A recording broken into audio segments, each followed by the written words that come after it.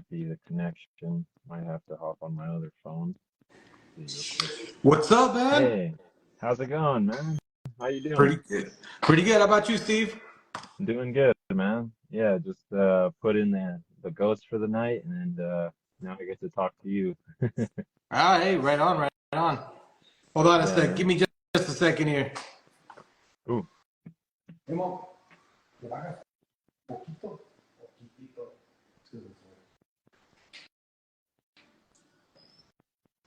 Sorry, I was flipping into something more comfortable. it's all good, dude. Yeah, I'm glad I could get you on. Hey, Uh, you know what? I think it's glad to be Sometimes on. the connection out in the desert isn't the best. So I always think it's on my end, but it just takes a little bit. Dude, I have worse connection where I'm at because I live near a hospital, man. So I feel you. Yeah, I'm super remote, so up until like a year ago, I didn't even have internet out here. So what would you do if you didn't have internet out there? Oh man, I love taking pictures and videos of like everything I do. So like every week I'd go home and just post, like scheduled content for the whole week. Oh, hey, that's But good. yeah, there's ways to do it for sure, but now it's cool because I get to post stuff every day and I don't have to go home as much and it's chill being on the ranch. But yeah, Nice, good stuff. Man, you were and out there for a year with no internet. My God, most of us would have died, man. oh dude, for a good while I live rancho style out here. I mean, I still take cold bucket showers out here and it's living like you would on a ranch in Mexico, but I love it. I can go home whenever I want. So that's kind of like I don't know the blessing in it too that I can like quit, you could say whenever I want, but other sometimes I'll be out here like 3, 4 weeks at a time and never leave, if I don't need to, because a lot of my consulting and work now is done remote. Oh, really? Oh, Yeah, dang, man. Ah, so, hey, I that try to stay works. on the farm as much, yeah, as much as I can, and yeah, I work a lot with different farms and stuff, so it's fun. Getting to work with people around the world, but I'm still on like my little remote farm out here. Yeah. Oh, no, right on. So, what do you do for a living? You're a consultant for do you just consult on farming, any type of Yeah. farming?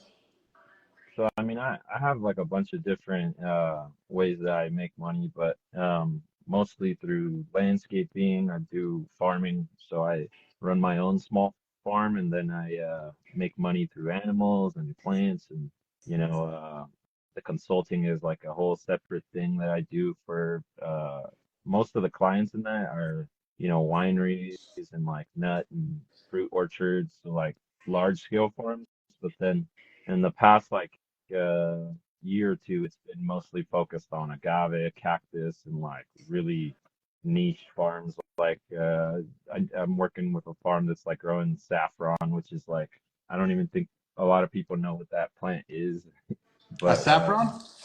yeah, it's like this little flower from it's mainly grown in the Middle East, but it's like $500 like a pound, but it's super Holy hard to crap. cultivate. Yeah. That's why it's so expensive and has very low amount of like you know stuff that you're harvesting. So if you don't know what you're doing on a lot of these niche farms, it could go downhill pretty quickly.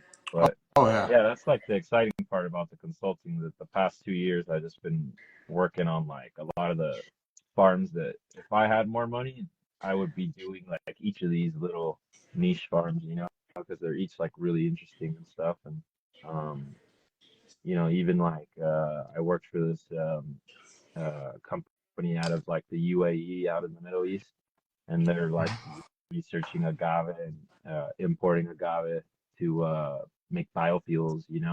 They're trying to diversify that country away from oil, and they're trying to like they see agave as like a potential, so they're like consulting with a lot of different people.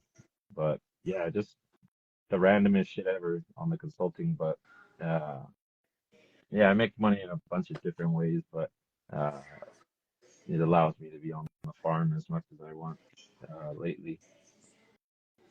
So the agave one is what's got me interested here because, as far as I'm concerned, you can plant agave in California. It's not a problem.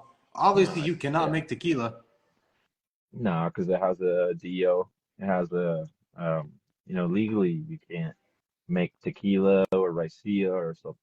Actually, I don't know if Sotol has a DO, but a lot of the spirits have DOs. The one I see a lot of people making in California is pulque, but pulque doesn't have a DO, so Yeah, that's it's right. you know kind of like in the middle gray area right there. Because I'm sure once Mexico sees like a lot of Americans and Australians and South Africans making pulque, uh, Pulque, they're gonna right? fucking flip, yeah. Yeah, So especially definitely. because like in Mexico, it's a very like just they just like make their little hole and they grab, the agua miel and they ferment it. There's no like additives, there's no Nope. additional processing. So like I'm sure people are gonna like try to get more out of the pulque by like cutting it, for lack of word, by like using other shit. So I'm sure pulque Dio is probably gonna come from Mexico one day, but for now I guess people yeah, they're calling it pulque all over the world. Yeah, with So pulque, I noticed that it's starting to make its comeback in Mexico, though. Pulque is starting to make their yeah. comeback. I've never tried it, but I've seen the process of how it's made, how they make the Mhm. hole, and then, there's caravan around there. And day by day, Yeah. they take out a little juice. And I think I, that was I interesting to see it make a comeback and to see how it's made. yeah, I think it's like a really good business model. Like I'm more of a pulquero, like my grandpa, how I got into agave was more from pulque than like spirits. But then I see more potential in the business of pulque than the spirits, and everyone's like, "Oh, I want to be this giant, Patron in California or like a giant Yeah, spirits brand." But I actually don't really see the spirits very profitable at this time. But pulque, for instance, you could be getting a liter or two a day from an agave, right? And you can get yeah, that for a month, sometimes up to 3 months. So it's like, dude, that's a lot of freaking money that you're pulling from each agave compared to, oh, maybe I'll get $100 from it if I sell it into spirits. And even if you make it into spirits, you might get 10 bottles from it that, you're profiting maybe a 20% margin. So it's like, yeah, I see a lot of potential in the pulque more than like the spirits all over the world.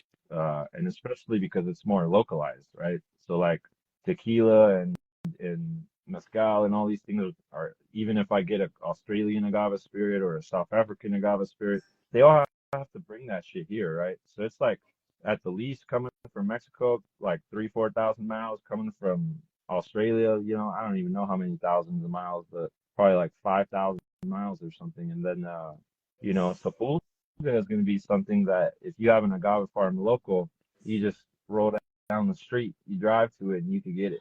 You know what I mean? It's like the most green thing, in my opinion, because it's not moving across countries no, or being transported on trains or trucks or ship or whatever the fuck. yeah, you It just, can make it in your you just pick it backyard. up. And that's what I've been seeing a lot. Like, Yeah, and it's funny because a lot of the Mexican community in LA, us gardeners, we fuck with the agave. We know that this agave could be used. Most of us are from Jalisco, so like yeah. all the time I'm talking with gardeners. That's my trade, and they're like, "Yo, bro, I just made some pulque. I got this big old agave in my backyard. Come try it." And we're trading pulques, in between the Mexican American community of gardeners, and it's crazy because it's not like in Mexico where it's just, oh, the agave salmiana, bunch of different big ass agaves that could produce pulque that are available in LA that, I Yeah, mean, you could use any kind of I, pulque. You can use any agave, yeah. And I think that's cool that you can use yeah, any kind of agave to make pulque. But of course, when it comes to tequila, you yeah. gotta use a Blue Weber Like agave. I've seen some big old agave americanas, like a bunch of different species. Like there's dozens of subspecies of those, and they're all really funky. And I've seen all of them turn into pulque, so that's just what interests me, that I could try pulque flavors in California and LA that I would never ever get in Mexico because they're only focusing on the agave americana, the main OG. which is subspecies Americana, and then they're focusing on Salmiana, which has like three, maybe five, six different subspecies that they're using. So, um, you know, yeah, it's just different stuff and everywhere, right? And Yeah. there's going to be different agaves that prosper everywhere that people can, mess with. That's going to be the really fun part behind pulque, I believe.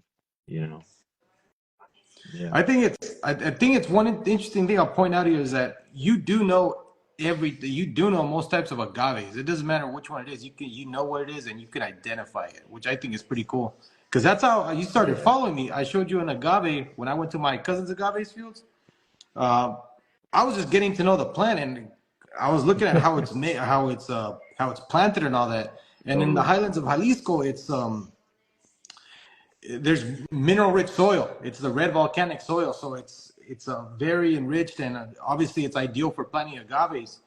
But I Yeah, didn't know is that, and you know this already, is that the blue weber agave, this particular species, is asexual. It produces hijuelos, and it produces on its own. It doesn't need a mate. It just produces on its own. yeah, it can self self-pollinate itself. If there's other tequila close by too, it helps. Yeah. And then it can also produce like in the same flower bulbs plus seed. So like a lot of people uh will plant out seed plus the bulbs. And then like how they always talk about how agave tequiliana is like a clone army. It's just like all the same agave because it's like Yeah. just hijuelos of hijuelos. Mm-hmm. Where like when they let the flower go to bulb and seed, you can have uh so you might sometimes like out of thousands and thousands of clones get a different clone, but you usually have 99% genetic the same, when you planting clone a clone. And then when Yeah. you plant out bulbs, you can have a 95% genetic variance. So you have like 5% that might be a little bit different. There And might be a then 5% deviation. Yeah. yeah, or I mean with seed is the 5%. And then with bulbs, you might have a 1% deviation. So with the bulbs and seeds, you have more, different agaves that come out all the time. And, in California, I've seen a bunch of different tequiliana varieties, that shit always trips me out as a Jalisciense, you know, because I wonder what they would do with some of these, like if they allowed them in the normal. I actually did a podcast on that recently, but it's like, you like there's a bunch of different Tequiliana cultivars that like have different colors and like have been mixed with different other agaves even. And then, I wonder if they allowed it in the normal, what, they would make in Jalisco with it. But, I don't know if necessarily they will, one day.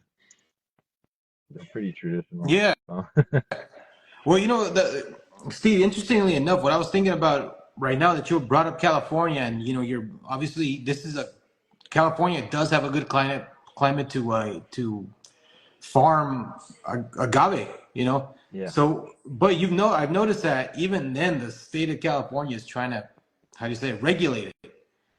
yeah, How are they trying to yeah. regulate it though, Steve? Because I know that you put up something, but I wasn't quite exactly sure what they were doing exactly to regulate it. Yeah, well, I mean, there's a few bills on agave in California. So, like, the first big bill that got passed was on California agave spirits, and it basically said that the California agave spirits had to use or had like if you wanted to use that name, it had to all come from California, right?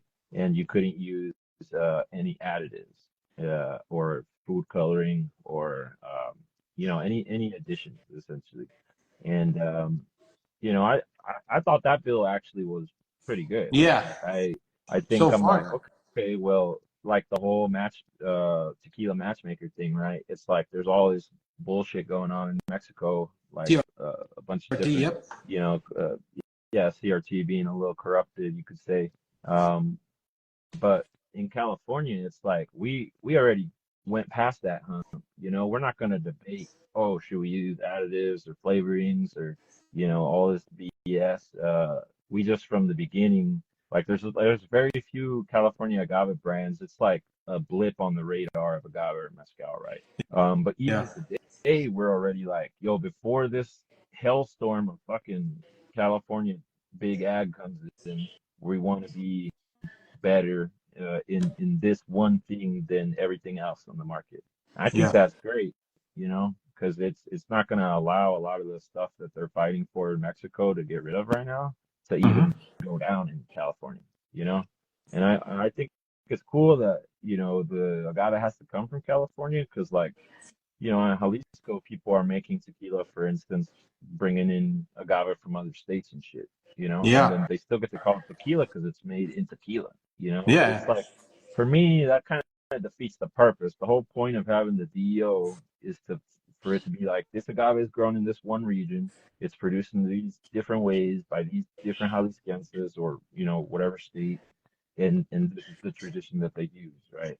So they're kind of like I don't like that they bring agave from other states, but I don't run the fucking CRT, so Yeah. No, I feel you like I there. can just disagree with it, but we're not gonna allow it in California essentially. So you know, me as an agave grower, is good and bad because, for instance, like I want to be able to ship agave to Arizona, and they are going to be able to call their stuff right now, if I did that, Arizona agave spirits, right? But if Arizona passed a similar law where it says, oh, you can only make Arizona grown agave go into the Arizona agave spirit, then you won't have the big California agave growers being able to sell into them because they're not going to be able to produce a spirit, right? They can be like, well, we can only make, Arizona agave spirits. So why would I buy your agave? So I think it's good and bad. It's good for the industry of California, Yeah. the distillers, but for the farmers, it kind of puts us in a box of not being able to sell to different states as much. So Yeah, that's it where I cuts your think market it share, kind of man. I gets, think it really cuts down on your market share to not be able to sell yeah, outside of the state. Yeah. yeah. Like I don't think it's the best thing, um, in that sense. So that was the first law, but like I said, I disagree and agree with some parts. Yeah. But then the recent law that they passed, it's like they're trying to create, basically, in my opinion, a less powerful, you know, uh, CRT. So they're trying to establish the California Agave Commission, which most people in California don't know, but there's, for almost every major California agricultural crop, there's a commission. So for the Yeah. wine grapes, for, uh, tomatoes used to have one, but they actually got rid of it. Um, for almonds, for almost every major crop, there's a commission, and most of them have the same purpose as what this commission wanted. They wanted for everybody to pool their money together to market and research. But I think it's not such a good thing because, for instance, like California is like, oh, this shit's working over here. Let's try to apply it over here in agave. But agave is a very, nascent small industry. So as like a consultant, I was like, oh, I don't want fucking the state to regulate agave yet because, I got uh big farms that are like, hey, Steve, I would like to start a farm in California. But now that this regulation is passing, why should I not start it in Arizona or Nevada? Because now they're going to be taxing me every year. And at the same time, this is the start. If the industry hasn't even established and they're starting to want to regulate it, what will happen in the future? And I agree with them. I'm like, yeah, bro, like, if I was you, I would start in Arizona right now as well, Exactly. because of Yeah. this. So I tell them, I'm like, I work remote. You can start wherever the hell you want. I'll help you, whatever. So for me, I don't mind, but I realize like California as a state loses that, because the more regulation and the more taxation, you don't want to add more burden to this industry that is just starting. So like one of their biggest things is they want to assess yearly fees on growers, right? And it's like this is something that's done in every industry, major agricultural crop in California, where they pay, like, say you grow lettuce or you grow almonds, you pay your yearly fee, right? Hmm. But in agave, some of these agave, I'm growing them, might take me, 15 years. So before I even get to year 15 where I can make a spirit or make a agave product or food out of it, fiber, whatever, they're charging me 15 years of taxes. Oh, That heck no. that's bullshit in my Yeah, opinion. no, You it know what is. I mean? So like, you know, as a grower, you know, am trying to fight the bill and like, you know, going about it a bunch of different ways and shit. But at the end of the day, I'm like, hey, if I can't win in like a year or two, whenever this is, you know, decided and we see like the repercussions of this bill, I don't think that California will be the place where I expand agave. Like I still might grow cactus here. I still might grow, you know, yucca and different other arid plants. Mhm. But I have to think from the business side, and I have to say, if it's cheaper to produce in this other state and there's less regulation, then I'm going to go over there. So Exactly. It makes whatever sense. bill passes here has to not put more burden on whatever fucking grower, big or small. It Yeah. actually needs to help them. And that's where I don't agree with this bill because it's like, okay, they want to market and research with everybody's pooled money.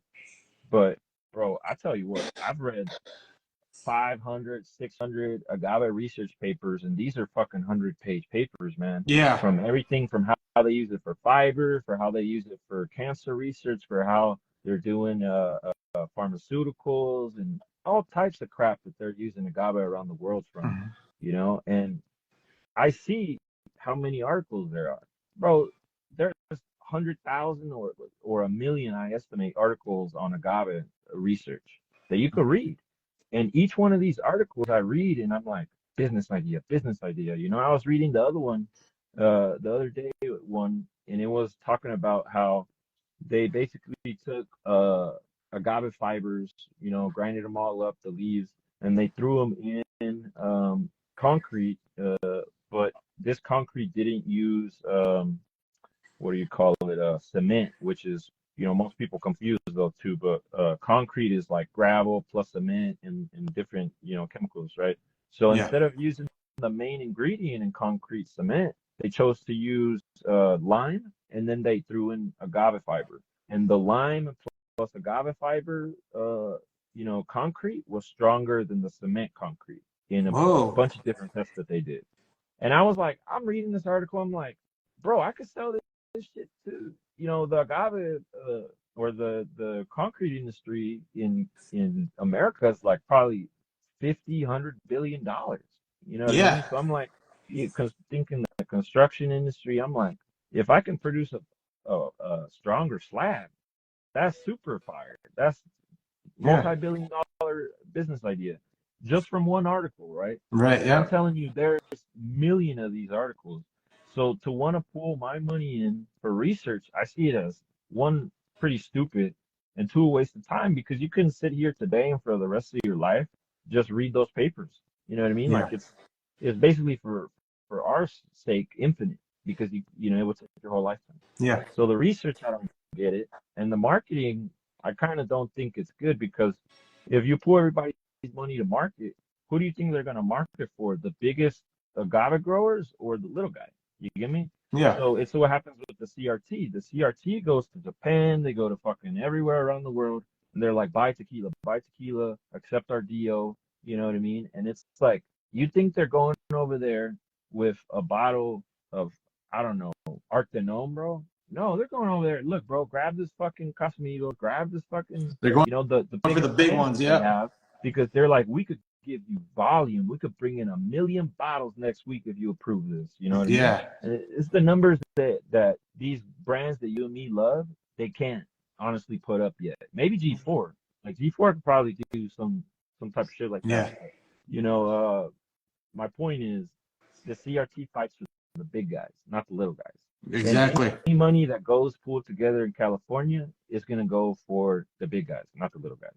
Of So that's course. just, you know, my kind of, you know, I could go for a long time about that, but my couple small issues with it that I think sets us back as a California agave, you know, but you know, what can you do? You know what I mean? Like as a business owner, I'm like, I'll stay under whatever acreage they want to regulate, and I'll move whatever acreage I have above that to another state if it's not in my favor for my business. You know what I mean? That's That's right. just as an entrepreneur, they could put a fucking thousand regulations. I'll find loopholes and I'll go to different places. I don't that shit don't limit me. I'm in California because I have family here and I love them.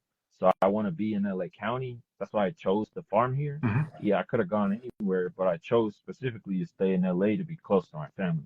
So Yeah. it's like, you know, at the end of the day, I will always have some shit here. But do I have to have the big stuff here? I mean, California makes it harder and harder every fucking day. You know, Yeah. it's a little weird on that end. Yeah, but like I said, as an entrepreneur, man, I don't care who's elected. I don't care what's going on. I always like a successful entrepreneur always thinks he's gonna win, as weird as it sounds. You know what I mean? So, Yeah. like, everybody in the state could go against me. I'd still find a way, you know. But Yeah. uh, yeah, that's how it is in That's a mindset California you got to sometimes. have because, I mean, we're talking about regulation, especially in California. And now they want to regulate agave. And you're just growing it. You're not doing anything with it yet. You're just growing it and they're already regulating it. Yeah, That reminds me a lot of the weed industry. When remember that's back when yeah. weed started coming up, they did the same thing. They Well, started that's regulating it. exactly what we fear. Yeah, Yeah, you know, exactly. And because guess what? uh, Weed isn't even profitable in California anymore. I mean, people still go to their dealers. that's what happened. Yeah. Yeah, and So it's so like I compared this bill to that industry pretty much, you know, as a great example of what mhm. uh, could happen, right, with a super over regulatory Yeah, body. Because I knew a lot of bud growers in Humboldt and Mendocino and Trinidad and or mhm. Trinity County in the Green Triangle where they, you know, for decades, I don't know how long ago, they've been growing this shit even before it was legal and all of those, when they pitched this to us consumers like you and me, you know, when we voted on it, they're like, oh, we're gonna make all these mom and pop people legal. They're gonna have a way to profit. Everybody's gonna pay taxes. It's gonna be all like, you know, like roses and shit. And then, you know, what happens today is, you know, if you don't have a couple $1 million, you can't even think about starting one of those businesses. And I know Yeah. some of the mom and pops still left. The majority of them long gone, already got murked. But the few that are left, bro, every day complain to me about they just passed this new tax. They just passed this new regulation. So Mhm. they tell me more and more every day, like, you know, we're not looking like we're gonna make it, you know? And that's what I feared for Agave. That's why I so strongly fought, you know, this bill. But um, you know, at the end of the day, I also, you know, I'm just like I could fight a lot of stuff, but you know, it takes more than one person to make stuff happen. So, you know, now you know, I'm in the California Agave Alliance and we're trying to work as a group and we're trying to get more people to, you know, fight and know about their, you know, agave bills that are going on in the state, Yeah, right? So the first step to fight anything, you got to know what is going on. So, exactly. You got to raise awareness, you know? That's how yeah, it works. So going back to totally, one man. thing here that I do want to go back on here. You mentioned about the little guys, tequila little guys, like you mentioned G4 earlier, about being able to advertise. One thing about Hmm. this community, and one thing I do kind of strongly go with is that a lot of the best tequilas in this community, in this additive free, artisanally made tequila thing, none of them Yeah. advertise. The only No, tequila that I know that yeah, it sells advertised, itself. yeah, there's only one tequila I know that's additive free and has its own commercial, and that's Lalo. That's it. Yeah. Everything else No, but is word of mouth. they're just trying to, you know, create a big brand, I believe, you know, Lalo. You know, I think he has realized, like, you know, by going into all these different pockets, what the brand could be, you know.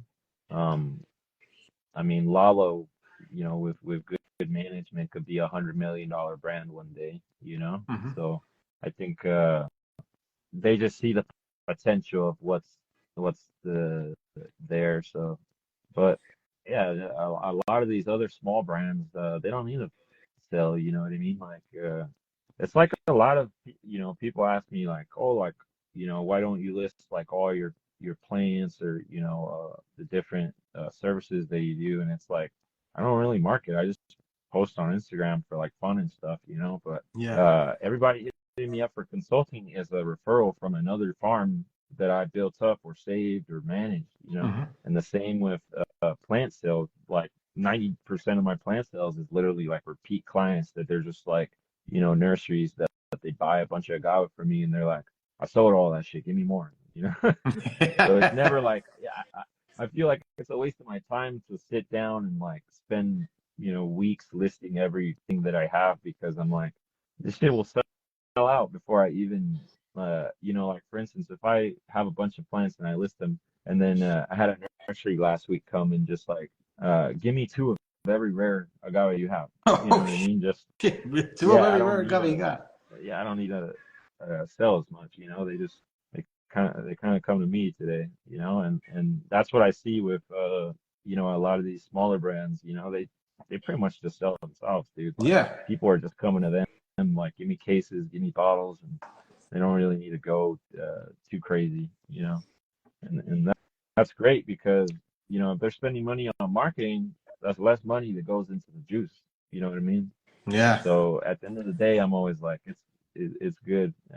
Whenever I see a big marketing brand, you know, or a big brand that's marketing, I'm like, oh shit, man, and they're going, you know, they're going downhill a little bit. Like, that's true. You know, because one thing I'll tell you about that, I had this conversation with another fellow tequilera. There's a tequilera actually, and her name was Gigi. Drinking with G. She tells me yeah, she's like, we essentially do for any tequila company or any tequila brand, what we do for them is free advertising, and that's essentially what I yeah, do. When I buy a bottle, I buy it. I don't get it sent to me. It's not sent to me. You know, hmm I'm not an influencer. They don't send me free bottles.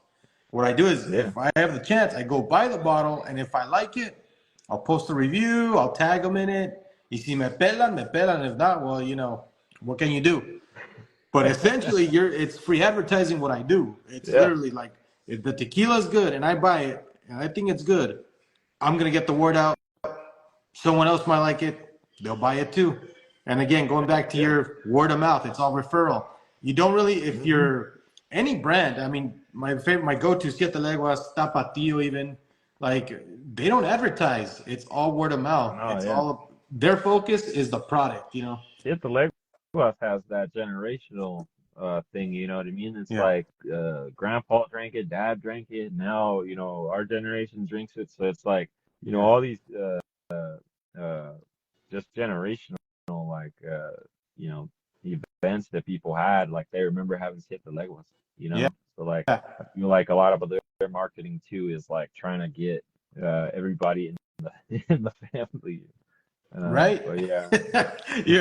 You're trying to get the family involved in the family business, you know? hmm Yeah, because it's like the first tequila I ever drank was Siete Leguas, you Whoa, know? So it's like I went to that's a my shit. uncle's house and I'm just like, yo, what are you drinking, you know? And he's like, I think I was like 17 or 18. Oh shit. He's like, oh, we got this bottle of Siete Leguas, you know? And I'm like, cool, let's drink, you know? Because at that point, I think I was like, you know, fresh turned 18. I'm like, you know, you're not 21 yet in America, but you're drinking age in Mexico, so you're just like, fuck it, dude, Right. let's. All our first, if you're Mexican, guys, the first sip you ever took came from one of your relatives. Word on Heck that. yeah, man. You Yeah. know, and it's interesting too because I never drank tequila for like years until I got to college. Hey, Bill. I I never drank it with anything else but mineral water. Like my uncle and my grandpa, all they drank it with was mineral That's right. water. They never ever fucked with sodas or Coke or Yeah. none of that, you know?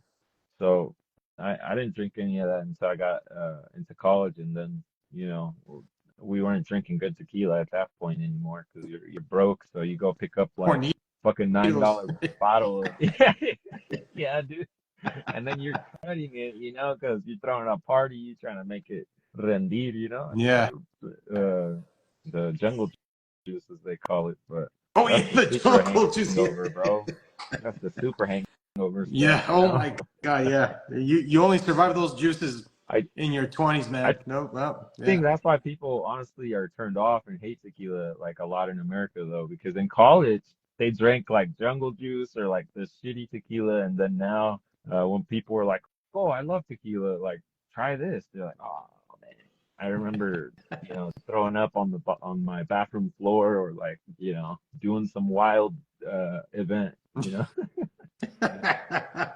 Yeah, I mean, with regards to that, Steve, funny thing enough is I got started on this page because I got a nasty hangover on my I graduated from college or university back in 2020, and then obviously things were weird. So 2021, they give me my diploma. We get a ceremony, the whole 9 yards, and I go and everything was shut down, but I went to a bar and I ordered a cantarito, but Yeah. Americanized cantarito, man. So obviously they put every syrup you can think of into this Oh cantarito, man. man. Like, yeah, dude, it's like No, it's like this yeah, much 'cause tequila, and it's the well tequila, so you know it's bad, uh, and it's like 90% just syrup, and I'm like, give me two of them, and yeah, just oh man, knocking them back, and next thing you that's know, burnt. Yeah, hangover in the morning, probably the worst hangover I've ever had, and I'm like, yeah, and yeah. then it's one of those times where you have one of the worst hangovers ever, and it's the hottest day of the year, and you're forced to do labor. Like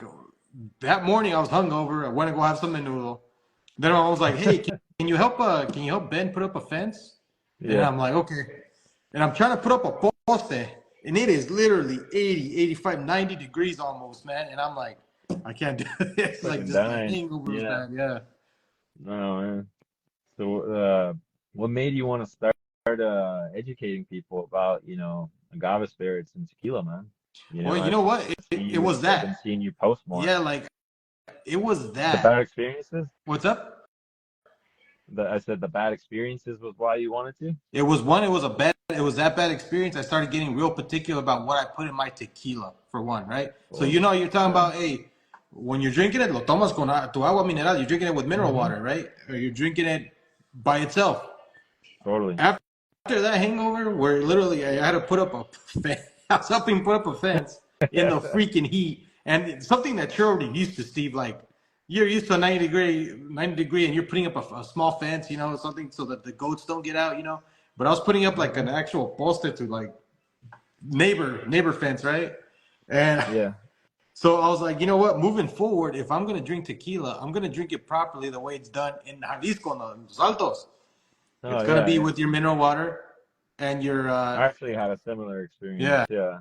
I So it's like I remember one time I came home like in Guadalajara, me and my cousin, we went out to like this big I forgot what bar it was, but it was like the super famous bar at the mhm. time, and then we're drinking like with a group of friends and stuff, and like I said, I was 18, Yeah. freshly getting into tequila and stuff, and then or drinking it at least, and then I just remember like on the ride home, my cousin was driving, and then I was like throwing up out the window. Oh, dude. Then I got home, and then I was like trying to go to sleep, but it was like my uncle's house. So then I was like throwing up super loud and shit.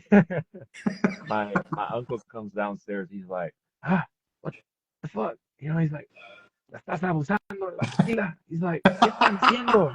He's like, cabrones, cabrones. He's like, just telling me, he's like, oh, no, no, no. Tienen que tomar solo lo que es bueno para que nunca les pasa nada y para que, no hay que tomar, demasiado para que no se sienten mal. He's Yeah. basically just telling me like, yo, don't abuse tequila, like drink only like what you can Mhm. handle, like respect the spirit. And Yeah. then like after that day, I felt super embarrassed, and then like I only started drinking it not cut at all, just straight from the bottle, like not shots, but just pours. Yeah. And then I've never gotten hangover from just straight drinking tequila, and not overdoing it, just a couple pours, and I've never even with just mineral water gotten a hangover. So I mean, he was right. So you can't abuse it. Yeah. Funny thing is that after that, I started having respect for tequila after my hangover, right? And I started getting really snobbish about it. I'll tell you this much: like, anytime I would drink with my friends, I'd be like, "Okay, you're gonna drink tequila, cool. We're gonna drink tequila, but don't do no American style ass drinking, dude. You're gonna drink this properly, not like it's like not like some white girl on the spring break. Drink this properly, like sip on it, right?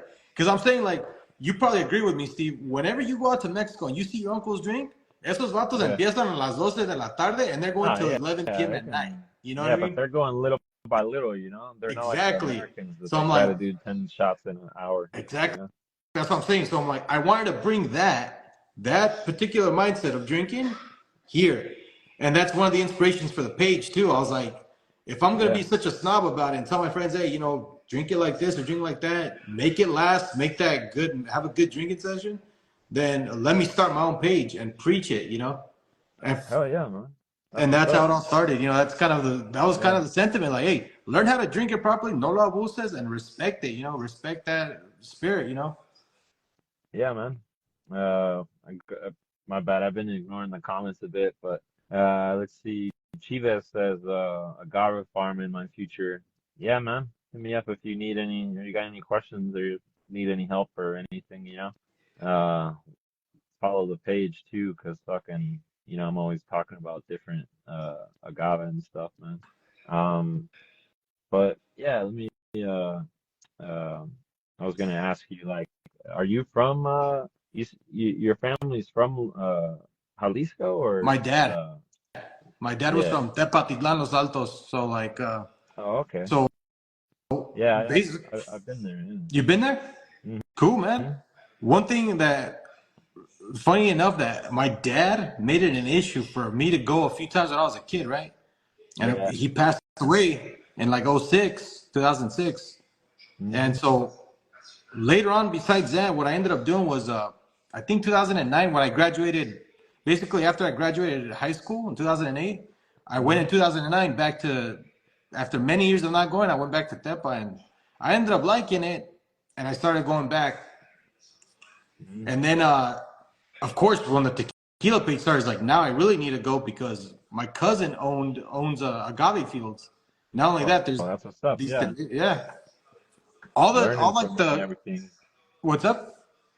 I said you're gonna be learning a bunch from him and everything. Yeah, so like when I went out there and you saw the videos too, I first started the page, Yeah. like all those agaves that you saw, those are all my cousins. Like that's my That's what's cousin's up, man. agaves. Yeah, and so I was like, I started learning all about agave, and then I was like, well, let's go further. And as you know, it grew into this now where I'm like, I'm looking No, yeah, into, it's a rabbit hole. yeah, the rabbit hole got open for me. Like I didn't know about the CRT. I didn't know about like los grados, like how much the alcohol, like the content Hmm. of the alcohol. Like for example, this is 100% puro de agave, Yep.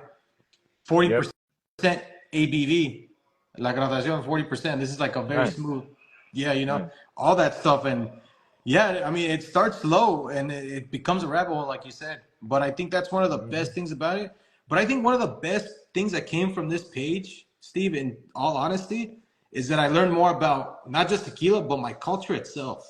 You know what I mean? Like, Hell yeah, man. that's one of the That's cooler things. Like, okay, you learn about tapatios. For example, this is what a tapatio is.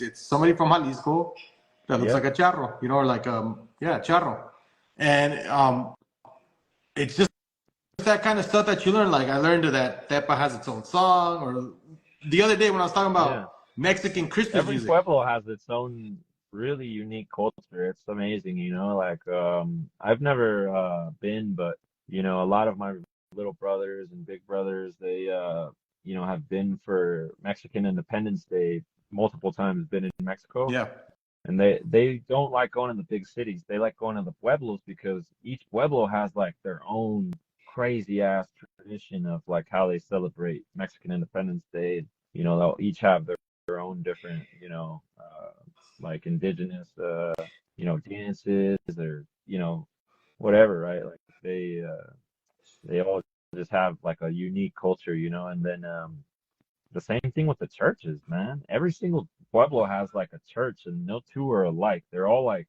yeah, amazing in their own right. You know what I mean? Like world class things, man. It amazes me how much like work has been put into this. yeah. In my dad's pueblo, the church, like supposedly the clock came from Germany. Some German designer designed the clock, and then the bell was like, the bell was made well, like I forgot the supposedly they had someone also from Europe come and make the bell, or they Yeah, imported the bell from Europe and shit. So it's like it's one of those things where it's like, yeah, that's like the center of town, and it's hmm. unique in its own way.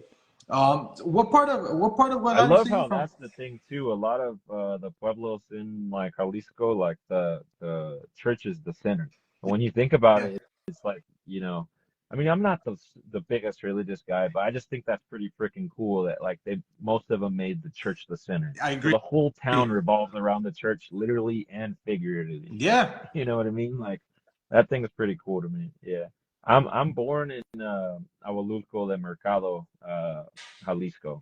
So it's cool. like a little bit outside of Guadalajara. Yeah, have you ever been to Huachimontones? It's like a couple of minutes from there, you know what I mean? Like a short drive from there, which is like Huachimontones are like these cool ass circular pyramids like in the Tequila region, you know? If you ever go to visit, Tequila, like the town, stop by Yep. watching Montones because for like just a few little pesos, I don't even know, like 50. I mean, I'm sure it's a lot for the people out there, but for us, it ain't shit, you know. You Yeah. go pay 40, 50 pesos and super cool archaeological sites, man. Like, that stuff amazes me, because it's like I studied history and at UC Santa Barbara, and then getting to study like most of the stuff I studied is like American history and world history, and I did go into Mexico a bit, but when you get to like go there and then learn your own history, you know what I mean? Like there was all types of stuff going on thousands of years where we're Mhm. from, and that stuff always amazes me, Um, because Egypt's not the only ones that got pyramids, It's like Exactly. there's a bunch Mexico's gone too. cool ass pyramids in Mexico, Yeah. Mhm. You know, it's funny that my uncle went out this last time that I went to Mexico. My uncle was like, I don't understand why people here want to go to Europe, man. Like, people because No, I don't know if you noticed that like your relatives from Jalisco, they travel to Europe all the time, and you're just like, I dude, I know, don't even yeah. travel to Europe that much, man. But Hmm. my uncle was telling me, is like, why would you want to go anywhere in Europe when you have everything here? Like, you have pyramids Oh, in Mexico, yeah. you have beaches. I mean, you got No, I agree. Yeah, it's anything way that's out there. nicer, I think, and cheaper and stuff too. I Yeah. mean, like, there's so many nice places around Mexico that you can go and not spend a crazy amount of money, and you have a life experience. It's cool. Just stay away from like the fucking Cancun and the super popular cities, because then they just upsell you, Oh and yeah, trust me. supercharge you. But like now in what's that one like super hipster like beach town, Tulum. You know what I mean? Oh, It's like Tulum is like California, bro. It's I went there, it's dude. I went there and last. you buy a I, tequila and it's just 20, 30 American, You're like, what the this shit is California. dude, like I went to Tulum in September, and I remember being Yeah, like, I had the hardest time finding an artisanal bottle of siete. Finding a bottle of siete leguas was a mission. yeah, Imagine that. I yeah. was like, I remember telling people Oh, jokingly, that's I'm like, surprising, actually. "What's Yeah, that's up?" that's kind of surprising. That's pretty surprising, actually. Yeah, Yeah, I would think they would have a bunch of Siete Leguas, but but they maybe it's didn't. just because we're on Jalisco, because literally, like, Yeah, I go to any corner store, how there's like a million corner stores in every pueblo. You go to Zabarrotes. any one of those, bro. Yeah, they have Siete Leguas. Yep. Ask the lady through the bars, give me Siete Leguas. Yeah, that's a funny thing. So like, I had the hardest time finding a bottle out there in Tulum, Yeah, and you're right. It's kind of like it's a beach town in California, but the coolest part of my trip to Tulum, because I went to an all-inclusive resort, was yeah. when I went to Xcaret. Xcaret was an Oh yeah, experience, man. I've That is heard the about that. experience. Yeah, Yeah, it's like a resort, huh? yeah. Like Nice. it's very resort, but we got an all-inclusive resort, and which was cool. You talk to the. It's cool when you go there and you talk to like the staff a lot, and I mean, Hmm. obviously you tip them because if you they can get you anything you want as long as you tip them. You tip them, you Oh, take care of them, they'll take care of you. that's how Mexico works, man. Yeah, hey, here. You know what I mean? A lot of stuff in Mexico, that's how it works. Yeah. You know. Um, yeah. I got an interesting question for you. I was thinking about the other day, talking with my other friend, because I heard that potentially, Trump might put a 25% tariff on tequila, you know. Hmm. So tequila might be potentially 25%, more expensive, like what do you think about this injustice if it What do I think about that? occurs, you Well, know? I mean, this is not his first presidency. Yeah, So on the last one, it was the same thing. He tried doing the same thing. It didn't happen. What it that's is, what I it's a tell a lot business of people take. too. Very Yeah, unpractical. Yeah, because it's totally. You try to impractical to do it. scare people to get stuff out of them, you know? Yeah, it's because the thing is that Put too if much like juice. here's the thing, he uses that as a tactic to be like, okay, like I'm gonna do this. If you don't straighten up, like that's what the idea is. Like it's like if Hmm. you want to straighten, like if you don't want me to do this, you better straighten up and keep this or stop this from happening. And right now it's the Yeah, immigration issue. He's like, okay, you need to stop people flooding in here that don't belong here. If you don't want me to do this, you need to control your stuff and have your house in order. Because yeah, he did the same thing last time. So I'm like, when they say, oh, 25% tariff on tequila or anything Mexican, even beer, I'm like, okay, unless they don't want to play ball with us, I still don't see that happening yet. I still don't hmm. see. It's just all it is just it's political rumor. That's all it is for me. No, yeah, I see it the same way, you know. A lot of people are we're getting scared about what that would mean for like small brands and stuff, you know, Yeah. because a lot of them are already kind of a little expensive because they put so much effort into their bottles, you know, and it's worth the price of many of them in my opinion. But they were just saying, oh, if they're 25% more expensive, then like the big guys will just probably keep the price the same, and these little guys can't take that hit, you know, so they'll probably have to raise prices. But yeah, I think that scenario is probably not going to happen. But if it did, yeah, I think it would affect small brands a It little would, negatively. But and honestly, what from a business standpoint, I am a business major. From a business standpoint, what I would see happen is that you wouldn't see as many brands be imported anymore. They would stay in yeah, Mexico, and you're kind of hoping because I I have agree. heard, Yeah, and yeah, maybe you've heard this too, Steve, is that some of the better brands that we have out here aren't sold in Mexico. yeah, Yeah, yeah. like some of the stuff we have here, like not They keep a tapatio, lot of but the good stuff for over here. yeah, Yeah, a lot of because the stuff is here. So it's they like, could charge us the price that it's worth. Unfortunately, you know, it's like yeah. um, I was telling this to a Mexican friend. One day we were having a conversation. I was like, all these amazing brands that we talk about in America, a Mexican will probably never have like the capital to buy one of those bottles. You know what I mean? Mhm. Like like if for instance a bottle's $100, right? That's like 2,000 pesos or something. Mhm. So it's like 2,000 pesos is like 10, 11 days of work. Yeah. Most people are not gonna buy one of those bottles Mhm. in Mexico, right?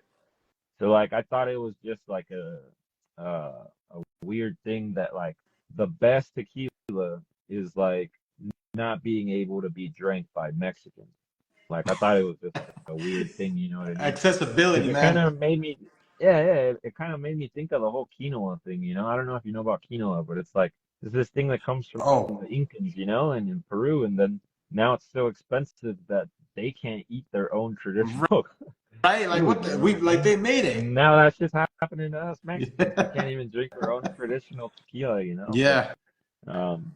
the good shit at least, right? But um yeah, I just thought that was a funny little thing, but um maybe, I was telling him, you know what they should do is bring out um a different like pricing scheme for Mexico. You know what I mean? Like make it cheaper in Mexico and just like okay, maybe make a little bit less margin, but that's what you do to allow the Mexicans to drink it. But I don't know how realistic that is for business. That's what I would hope would happen. But another thing is like how we're talking about, business is usually what decides at the end of the day what they do anyways. So Yeah. um, we'll see what happens. Yeah.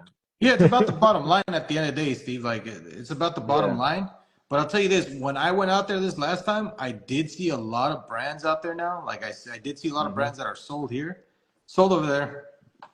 The Yeah. Cascahuines, Hacienda Vieja. The one thing of course, Tapatio. I mean, and they're affordable. Yeah. Like it's still affordable, which is good because again, accessibility is a big part of this. Because I mean, like you come here and you buy a bottle. Like I say, I buy a bottle, but it's like I could only buy it in LA, and I'm like, well, how is someone around my area supposed to get a hold of it? You know, I'm reviewing it. It's like the idea is Totally. that a bottle that I review or that I buy should be available here, you know, and it Hmm. should be affordable, you know, and that's what I care about, accessibility. Yeah. Hmm. Yeah, and that's why it's good to live in LA County too, because I tell people that's a big reason why I started my farm here because um like I could have probably gotten cheap land, I don't know, like fucking Montana or like Oh yeah. freaking nowhere in like Maine or a random ass place, but I chose to do it in LA County because LA County is probably like the number one biggest consumer of agave spirits like in America, Hmm. So um most of the biggest tequila brands try to come here first because they know this is where the sales will be. And a lot of them, try to blow up out in California through LA. So I was like, well, if I do kind of what they're doing, then I'm gonna be moving stuff thousands of miles across the country. I kind of don't Hmm. want to do that. I'd rather produce uh like for instance, if I produce I don't know, just for example, like 50,000 bottles out of a local distillery in LA County, and it all sold in LA County, I'd be cool with that. I don't need to ship anywhere else. And like I think having a agave spirit brand that could sell locally, that's fucking, something I want to be definitely do. So um I chose to locate here for a reason, but yeah, I think that's kind of comes into some of the stuff we were talking about earlier about, people are going to start choosing their location based on business, but even Yeah. though California is expensive, most of it is sold here. So I think it still like works out to be in LA, even though it's like one of the most regulated fucking places in the world, For Like real. California is already crazy, but you combine California plus LA and now you're like, Right. you know? That's right. Yeah. So I Yeah, was gonna so ask you, Steve, how many acres do you have again? I know you told me this before, but how many I acres? just farm 5 of them right now, but Mhm. I have another 20 acres that I have cleared to try to plant in the next year or two. And then I got a couple hundred acres.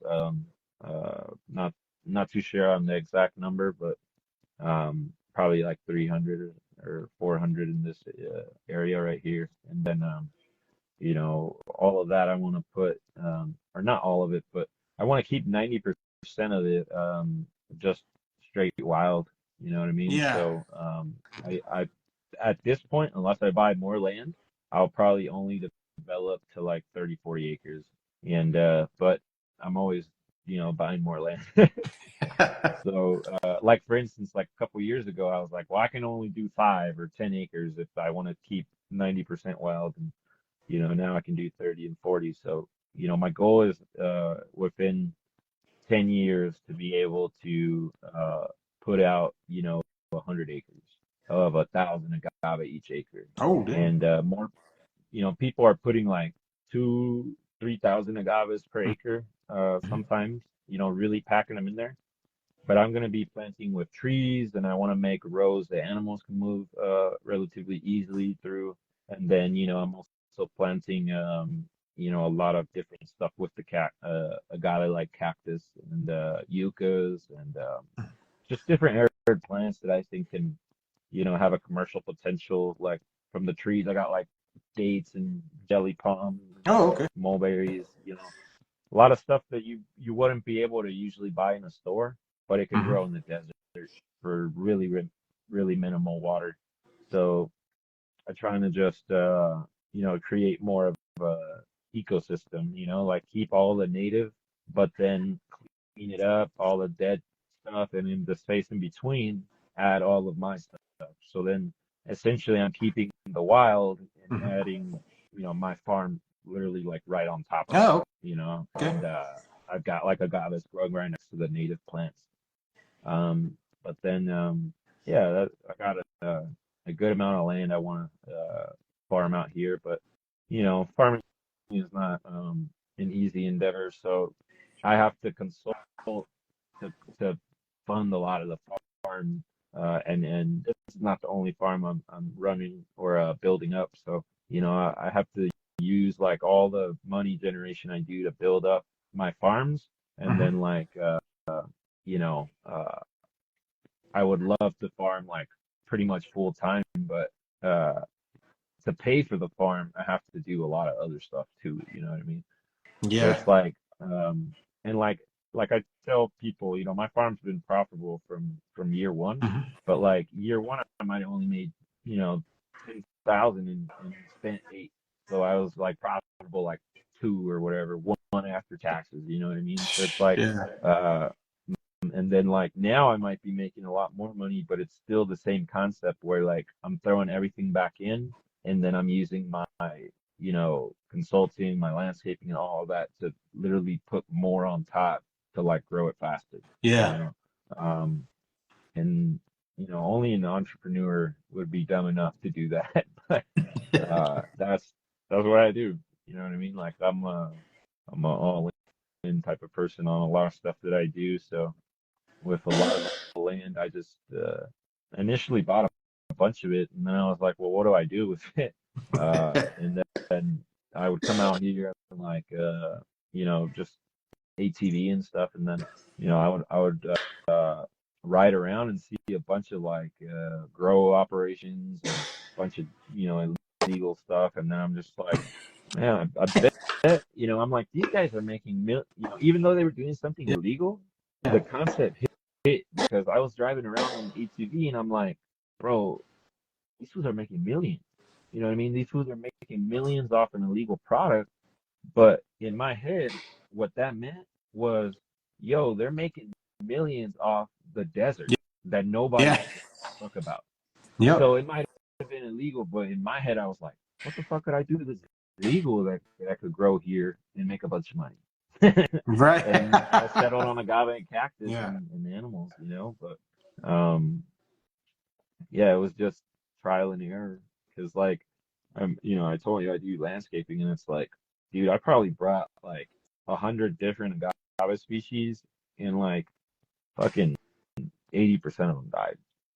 It's like I would just try and try everything until I saw what worked and what didn't. And, I mean, now I only farm 3, 4 acres, but then I know like a system that I could scale to 300 or 400 acres now.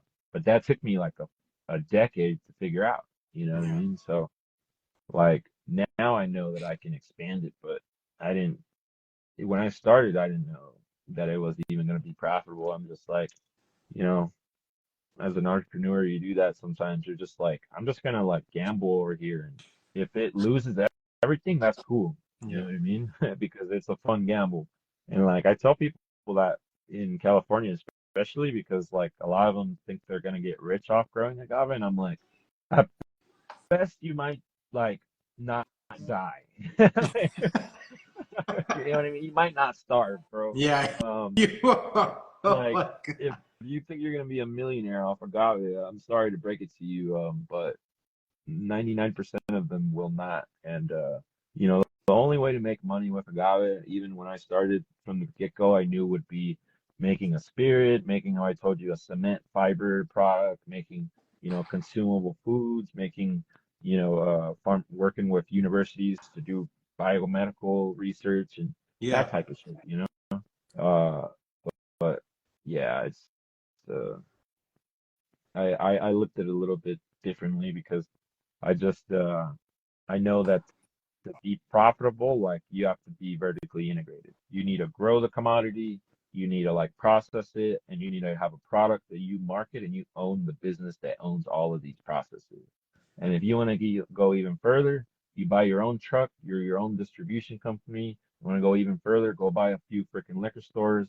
You know what I mean? Like I'm about controlling every piece of the business so that nothing gets out of my control as far as like profiting. You know what I mean? Um, and yeah, I think if you don't have like a bunch of those pieces, you're screwed, right? Because like agave in Mexico is on the floor right now, and like people are going bankrupt. A lot of people are just getting really, really screwed, and not very many of them are making any profit. And I talk to Agaveros and Jalisco like not every day, but every week for sure. And right now, a lot of them are protesting not wanting to sell to coyotes, which are like the usual people that a lot of people sell to, and they take the stuff to the distillery. And Yeah. because agave is like, two pesos, 3 pesos on the ground, most of them are protesting and saying, we won't sell till 15, till 20. And in my head, I'm like, that's amazing. I support you. I hope you sell that at whatever price makes your business sustainable. But in the back of my head, thinking as a businessman also, I'm like, you can only do that for 6 months, maybe a year. Like, how long can they hold out? And Yeah. most of those plants will rot.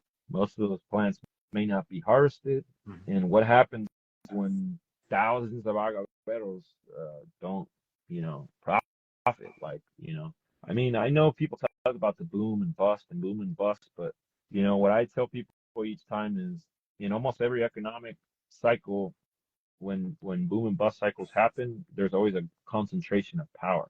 Yeah. So, you know, if right now is the bust, in the boom, a lot of these agave farms are going to be bought up by the Casamigos, by the brands that are humongous that are going to be looking for these cheap ass agave farms to buy because they were not profitable. Yeah. So, yeah, then agave will go back up. But now who controls a lot of the agave, right? So each time it's just getting more concentrated, I believe. And, I don't think that's good at all for the farmers, but it'll be really good for distillers for sure. Yeah.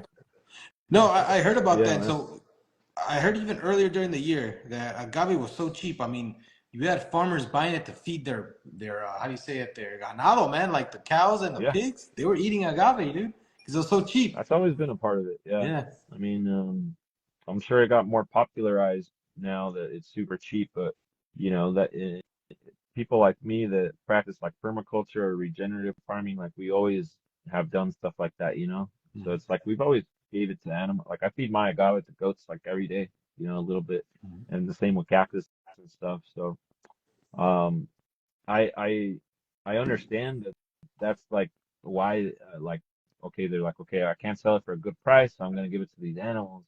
But I hope that actually a lot of that stays when the price goes back up. I hope that people realize like the viability of agave as a forage, for a lot of the animals. And a lot of people maybe only realize that recently because of the price being extremely low, you know.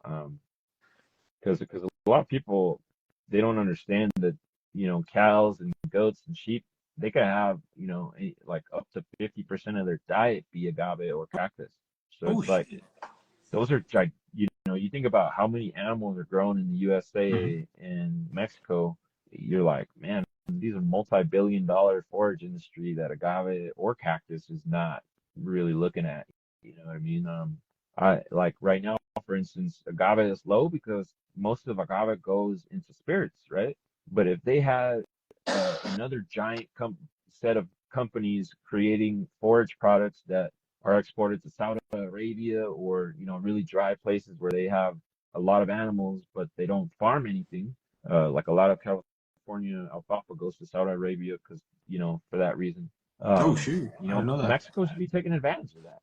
You know what I mean? They should be making forage that goes all over the freaking world, and that way when the spirits price is low, they know, hey, let's all throw this shit into forage and ship it all over the world and make a bunch of money. So I think hopefully some entrepreneurs realize that should be like all the time, you know? Yeah.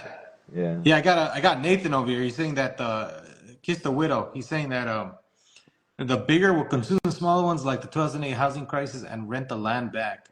Oh, you know what? That's Yeah. yeah, Yeah. that's right on That's the money. exactly what I was talking about in the concentration of power, on either side, and I think it's just gonna be a bad outcome for the small, agaveros in Mexico regardless. They have to be a really unique business in to succeed in the industry. And when you're producing a commodity, Mhm. you're just at the whim of the market a lot of the time. So that's why I tell every client I have, Don't be a one-trick pony.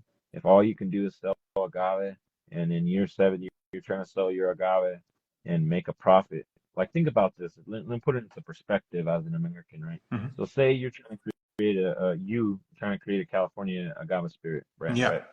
Most businesses don't make it a year 5 in America. The majority don't make it to year 10. Oh So say shit.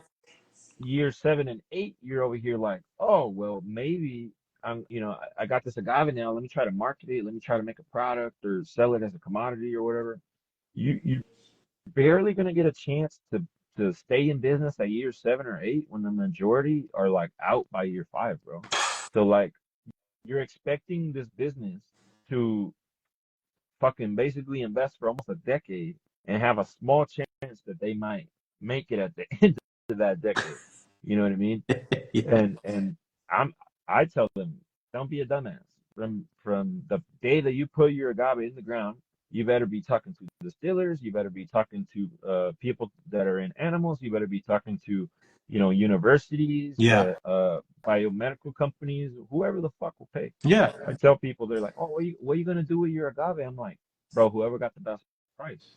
I don't give a fuck. Whoever Yeah. got the best Whoever's the price. highest bidder, And if right? nobody got a good price that allows me to benefit to be a successful business, that's the day I will create my own brand or I will create my own whatever product because I'm not gonna just be like, "Oh, okay, that's it. We're fucked."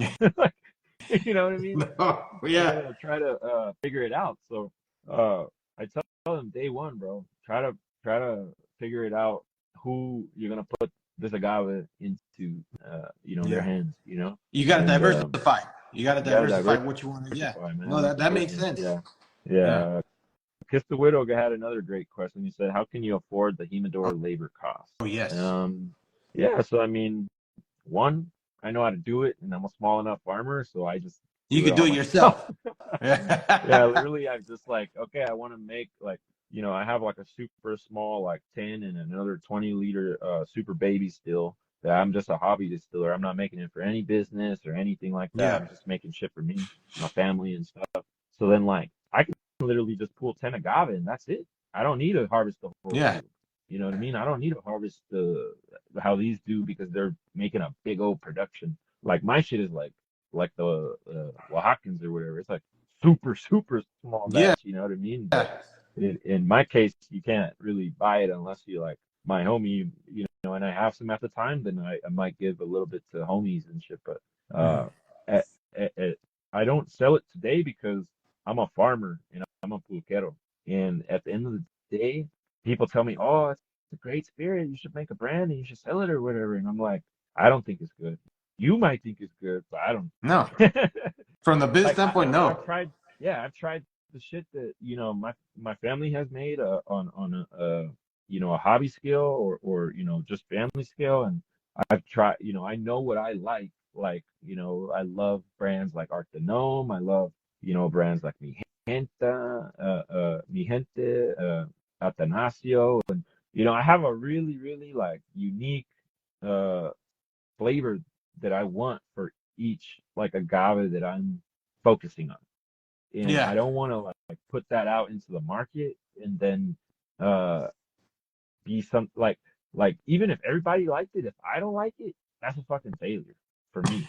You know what I mean? So if I can't drink my own shit, then why am I even making it? You know what I Big mean? right? Like so I tell people that's great and I take notes. Like that's literally the only way you will get something from me if you promise to like tell me what you think of it honestly.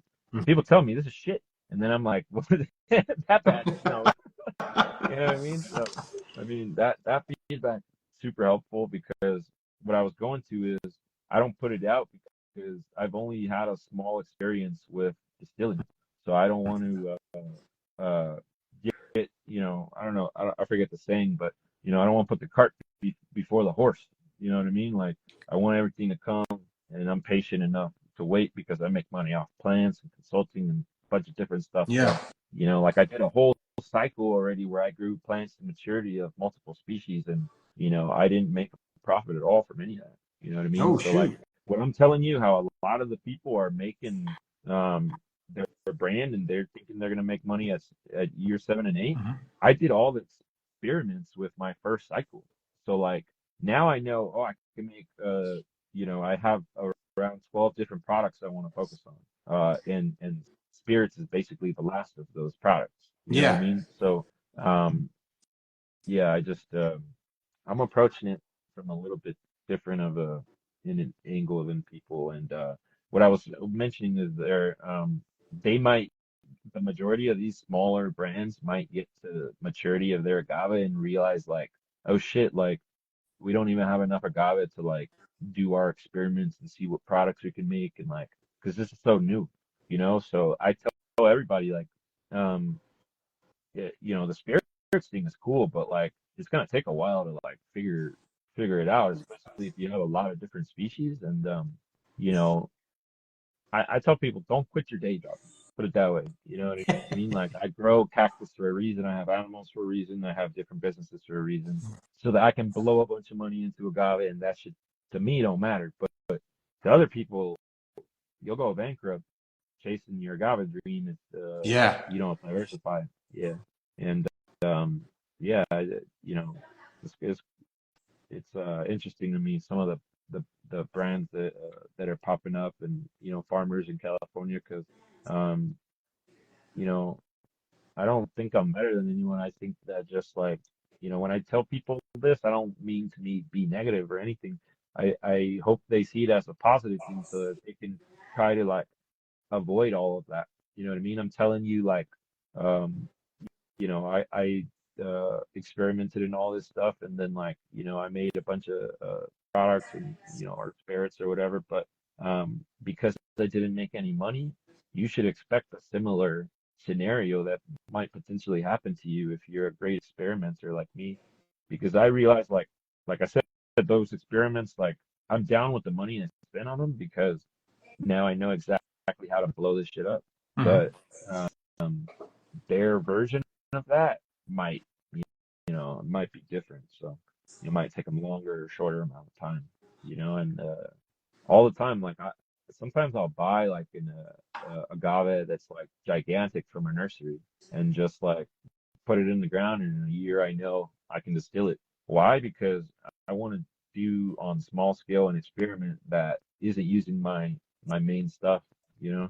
And I tell people to do stuff like that all the time so that they don't have to do experiments on year 7 or 8. They can year one start figuring out how to distill because it's gonna take you a few years, bro. Yeah. If I'm telling you I've distilled for a few years and I think I suck, I mean, bro, it's not like I'm I knew people that distilled to show me how to distill, and like they're fucking OGs at it. Yeah. You know what I mean? So if I'm telling you I don't believe I'm amazing at it, then what do you think if you have zero experience with agave you're gonna be at, right? You Right. need to like put in your years. And for instance, distillers right now in California, many of them are producing whiskeys, brandies, like they've been distilling all types of shit. So they're coming into agave. That's easy for them because this is just another thing that they Yeah. distill. They already got the this shit down. You know what I mean? Like Yeah. uh for somebody like me or some of these other entrepreneurs, yeah, you need to experiment as much as you can and as quickly as possible before the maturity of your agave. Right.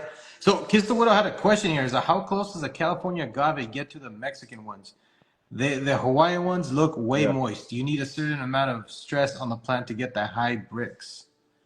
yeah, I definitely agree with some of that. I've seen agave in multiple countries, and sad to say it as how sense actually. I think that the Agave Tequiliana in a lot of countries is growing uh, larger and at higher or at similar bricks as the Mexican stuff. So, you know, um, an average Tequiliana piña might be 100, 150. Some big ass ones might be like 180, 200 pounds in Mexico, and they're Yeah, heck pulling yeah. like 10 to 20 bottles from that.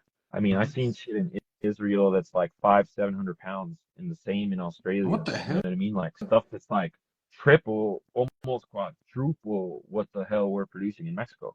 And a lot of the stuff that we're talking about is like, you know, they're exporting lots of seed and starting stuff from Mhm. seed, and like they're talking about the shit we're doing here in California, like, oh, genetic diversity, really putting that in everybody's head. And they're seeing like, okay, we don't want to be like Jalisco and just have one clone army. So they're starting a lot of stuff from seed, and then all this seed is acclimatizing to their areas, and then these agave are growing faster, bigger, and with similar bricks. Like, a lot of the um, like what he's talking about with the Hawaiian ones being too moist and they need some stress for high bricks. I Yeah. actually agree with that. Like Hawaii, I think is like too easy of a climate. You get me? Like, but because that agave just has all the water, Hmm. you would think that's a good thing, but I talk about this with my clients all the time on irrigation, and they talk to me, oh, how much should I irrigate and stuff? And I'm like, okay, you don't want to irrigate like a crazy amount, because once you go past a certain level of water, the agave actually goes down in rate of growth, and it can rot and start to get disease, Oh plague, shit. pests. It starts to go to shit. You know what I mean? So like the Hawaiian one actually might have too much water, too little drainage, and it might be like just not stressed enough.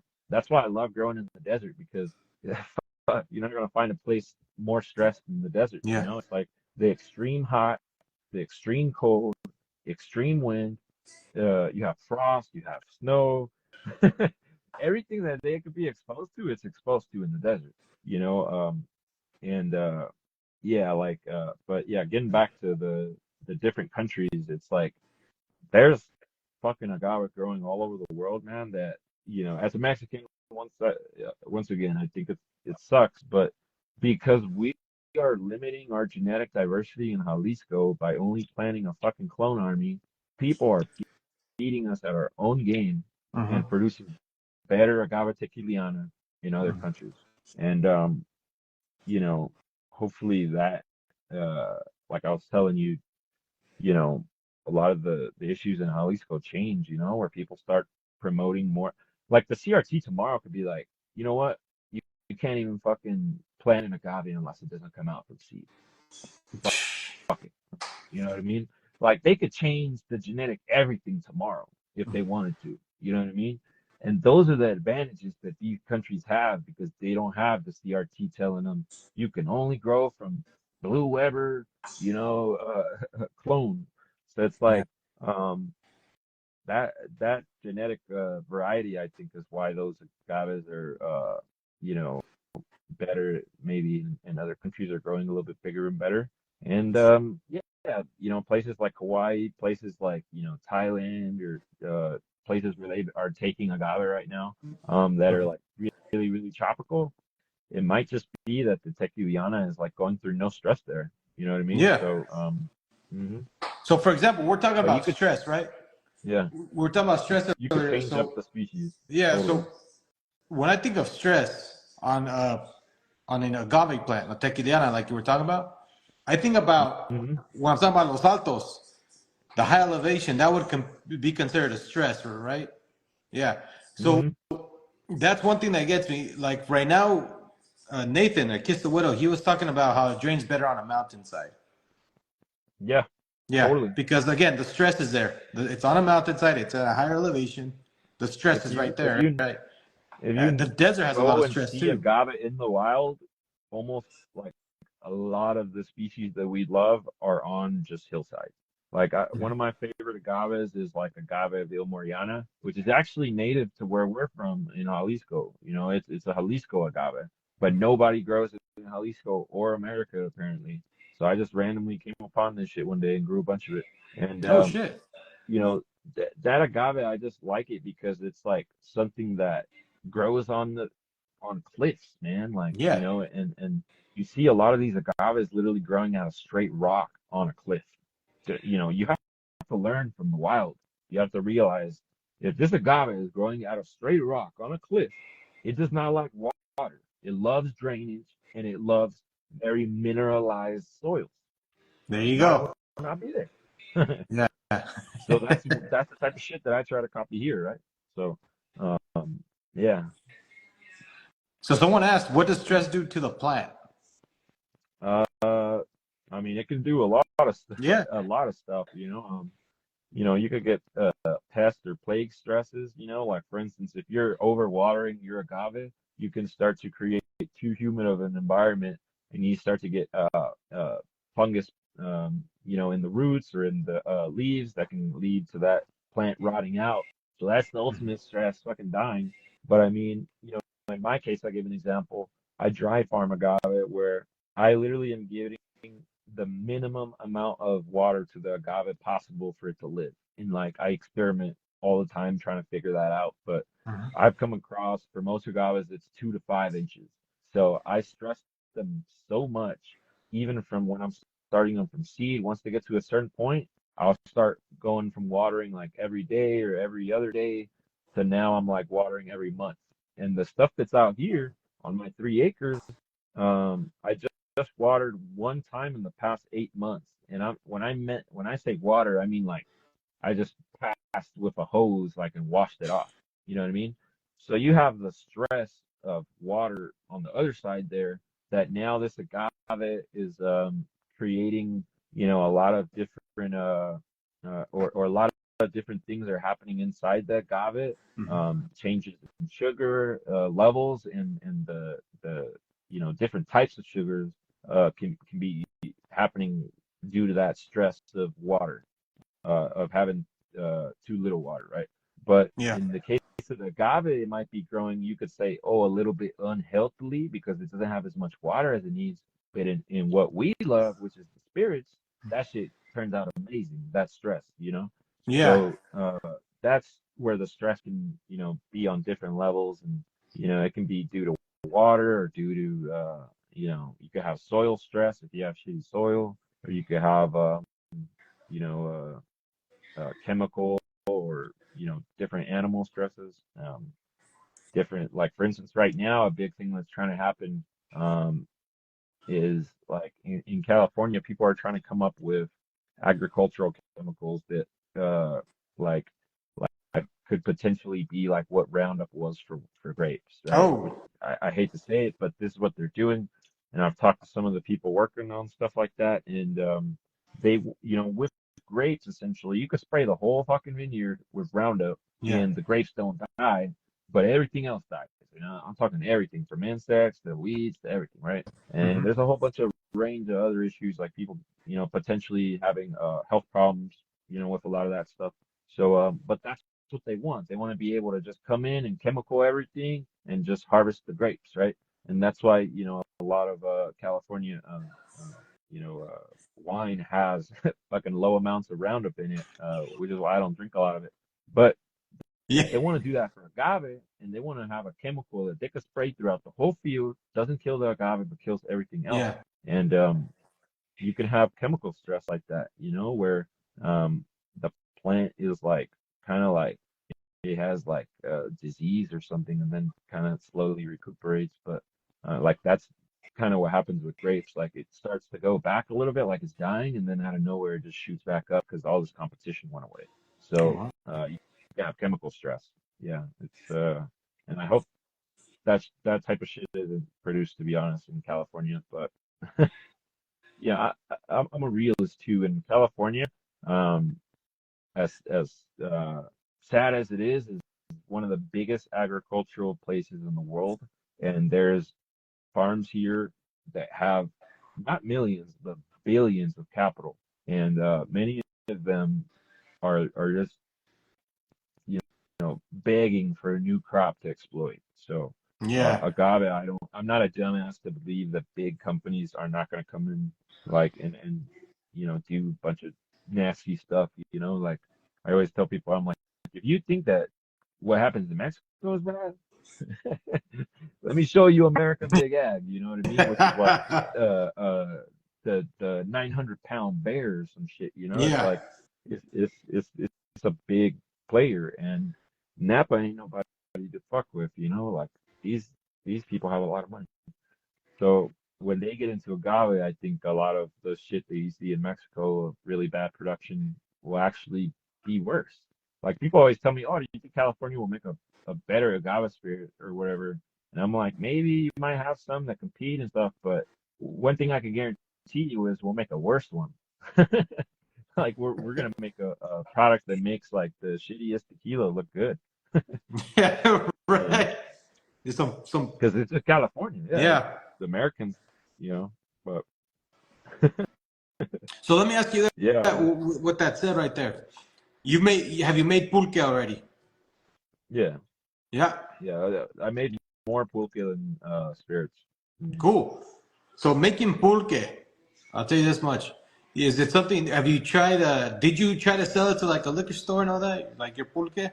No, because once again, California, there's so much Oh, regulation that at a it makes it small impossible to sell, yeah. scale, you might as well like not try to go about it that way because Yeah. what I could do is like have an alcoholic brand that I work with and they sell the pulque and like they do the lab test or whatever to like be able to like put it on the market.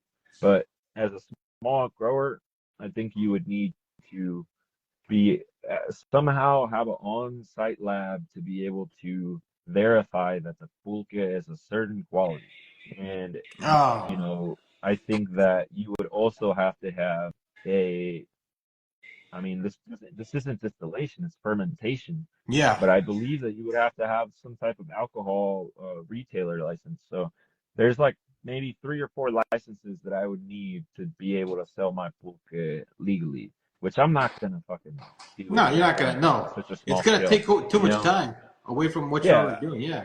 What I'll tell you is this: I've made this is like I was telling you, like, oh, I don't really like the spirits that I've made, but people love them. The pulque I love and people love.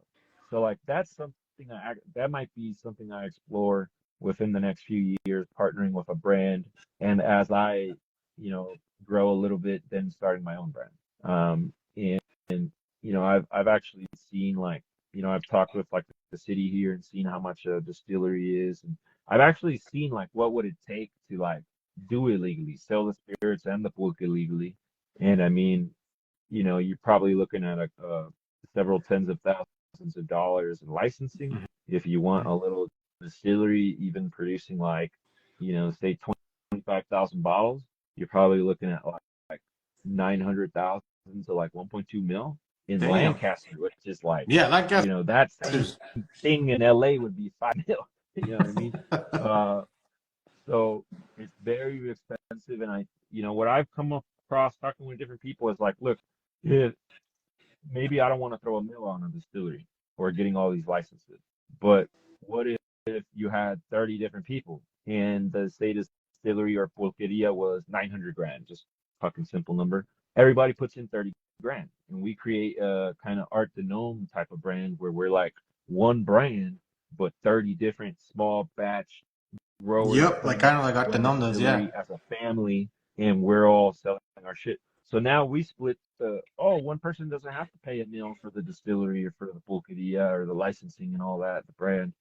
We all pitch in our little bit. Everybody gets to sell their thing and everybody gets their lab test and everybody's all good. Everybody makes money. Yeah. So I think that's actually how you're going to see a fair amount of those because of the regulatory costs in California.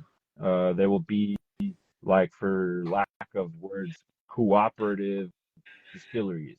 You know what I mean? Hmm. Where there's like a bunch of different owners, and you know, there'll definitely be what there is in Jalisco, which is there's gonna be like you think I'm a small motherfucker. You think I'm the only one thinking about this? I guarantee you there's a giant distillery thinking right now how to take everybody's agave and blow this shit up. So I think there will be a big distillery coming out soon that will like in the next few years in California that will like try to, you know, have a bunch of different brands in two ways that they take from, you know, the growers, and the growers will have, you know, equity in the brand, and another side where they'll just have brands that they buy the commodity directly from the grower, and the grower has no involvement in the brand.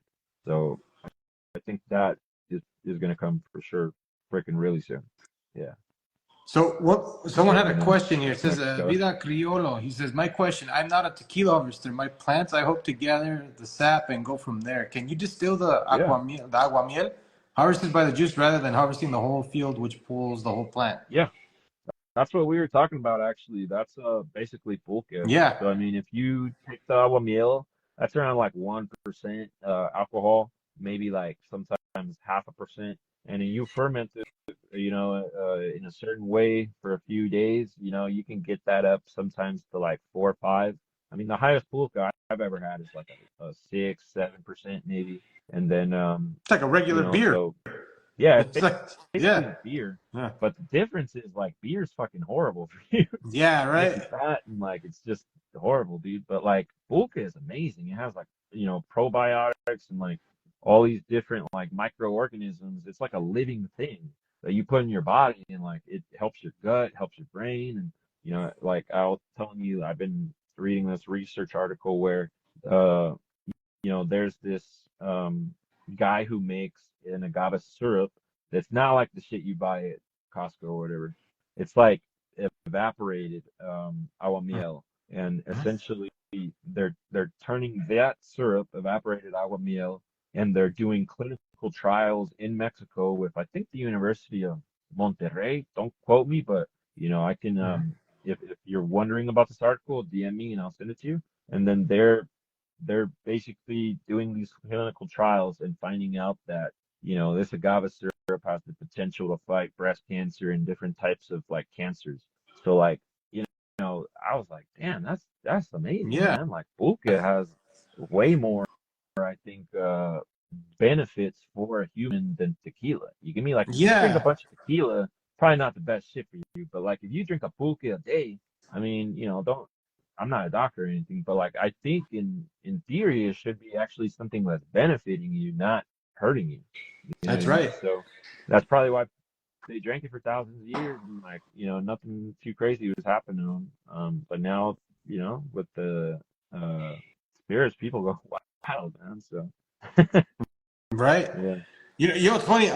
We've been through this whole thing for about an hour now, and I haven't had a single sip of alcohol.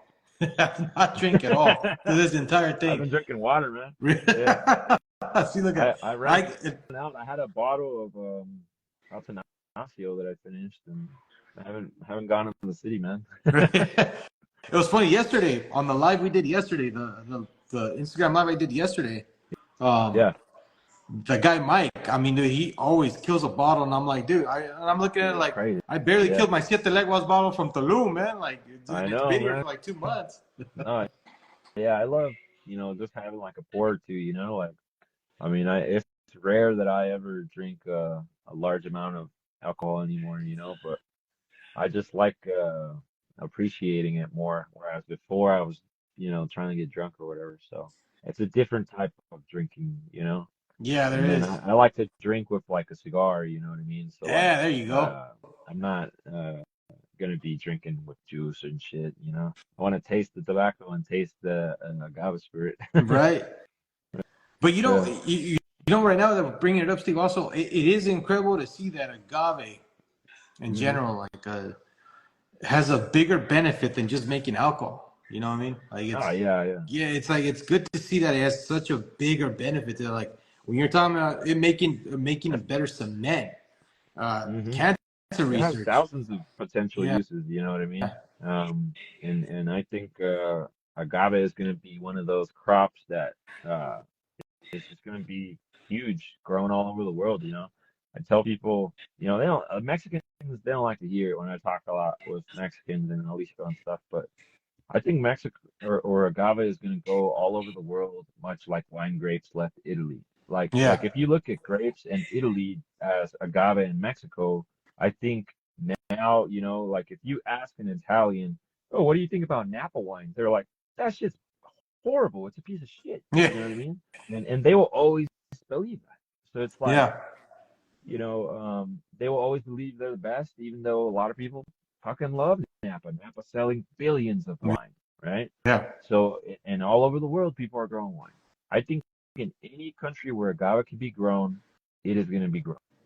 You know what I mean? Especially because the USA now is starting to have a big industry, and USA is gonna export like it everywhere. Like I think big farms are not only looking to blow up California and the USA agave industry, they're looking to blow up the global agave industry. You get me? Mhm. I give you an example. I know nurseries in California that produce wine grapes, and they're not small nurseries. They're selling deals of 100,000 grapes, and they're not selling it to Californians. They're selling it sometimes to different countries and places, right? So Oh shoot. they make a lot of money off moving plants all over the world. Is my point, and I think that today, like for instance, a lot of the agave coming into California is being sold by Mexican agaveros to California. There's a big, profitability in that. Somebody's making a bunch of money in Mexico on that as well. And the Americans are going to do the same thing. They're going to grow agave here and try to make money selling it to somewhere else. You know, Yeah, um, yeah. it's interesting. Uh, But I gotta ask you though, Steve. With that said, what's up?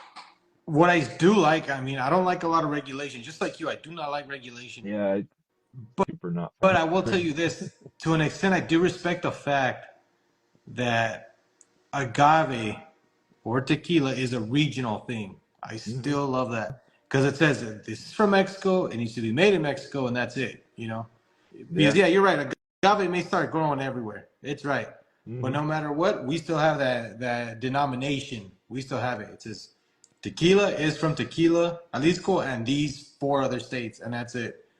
Yeah, I think that's like the cool part about, tequila, that it's so traditional. And Yeah. like, I tell people, I personally don't want to see California agave try to like take out any Mexican agave spirits or anything. Like I Yeah. would want them to coexist, but then I always believe that Mexico will be like the Italy of, how I was telling you earlier, like they'll always be the OG. Yeah. You know what I mean? Like I don't think that anybody, like you could say, like even if somebody liked California agave spirit over a Mexican spirit, because the Mexican spirit was always more older, and it's rooted in Mexico, the art of making agave spirits, then they'll just always be the OG. Nobody will ever top them. Yeah. You know what I No. mean? Nobody Like will. Yeah. when I talk to Italian wine grape growers, like this shit is like how we talk about agave. It's like an art and a love that is unmatched anywhere else. And when I see in Mexico, it's like, they don't, how I was telling you, how I didn't even profit growing agave for many years. It's like Hmm. they're doing that in Mexico. Like they grow this because it's their culture and they love it, not because, oh, I'm gonna make a bunch of money. No. No. You know what I mean? No. It's a So generational I thing I don't almost. think Yeah. anybody will ever top us in that. You know what I mean? As Mexicans, I don't think that there's nothing to fear there, because as long as tequila and mezcal, raicilla, and all of these continue to do you know to produce great spirits in really nice ways, they're always going to be, I think, the best. But you know, yeah, I think other people around the world, they just like to try different stuff. So they'll definitely, start trying stuff from other countries. And, I personally, don't, I haven't really like, I've tried stuff from other countries, but I don't think anyone comes close to Mexico as far as like, flavors and stuff, man. Like I haven't liked the majority of the stuff that I try from other countries. And that's because like, they're making it for their country. You know what I mean? Like an Australian agave spirit is going to be made in like an Australian fashion where they, know their locale and they know what people like it over there. Like I know in Australia they drink a lot of gin and stuff, so it's like they might make their tequila more like kind of a gin. Americans might want to make their tequila more kind of like a whiskey because Yeah. that's what they're more familiar with, what all the distillers are familiar with. So Mhm. I think, yeah, I don't, um, I think Mexico will always be, okay in that. But that's why I tell you too, they can't lose sight of the business side of it, right? So That's it's right. like in Yeah. Mexico, they need to realize that like these guys aren't trying to all be friends with them, and they're trying to take them out and compete with them. And I think that they need to like work together more in Mexico to make sure that like uh they can compete well. You get me? So like if the CRT, for instance, is putting too much regulation on the industry in a certain way that is not allowing their Mexican agave farmers or Mexican distillers to compete with American or Australian or whatever the fuck agave spirits, that's a Yeah. problem. It That's a is. fucking problem. So I hope that they realize that the competition is not coming. It's here. It's here already, Yeah, and they better get their shit together, and figure out how to make sure that Mexican agave spirits is gonna continue to be the leader, because I see it as the leader right now.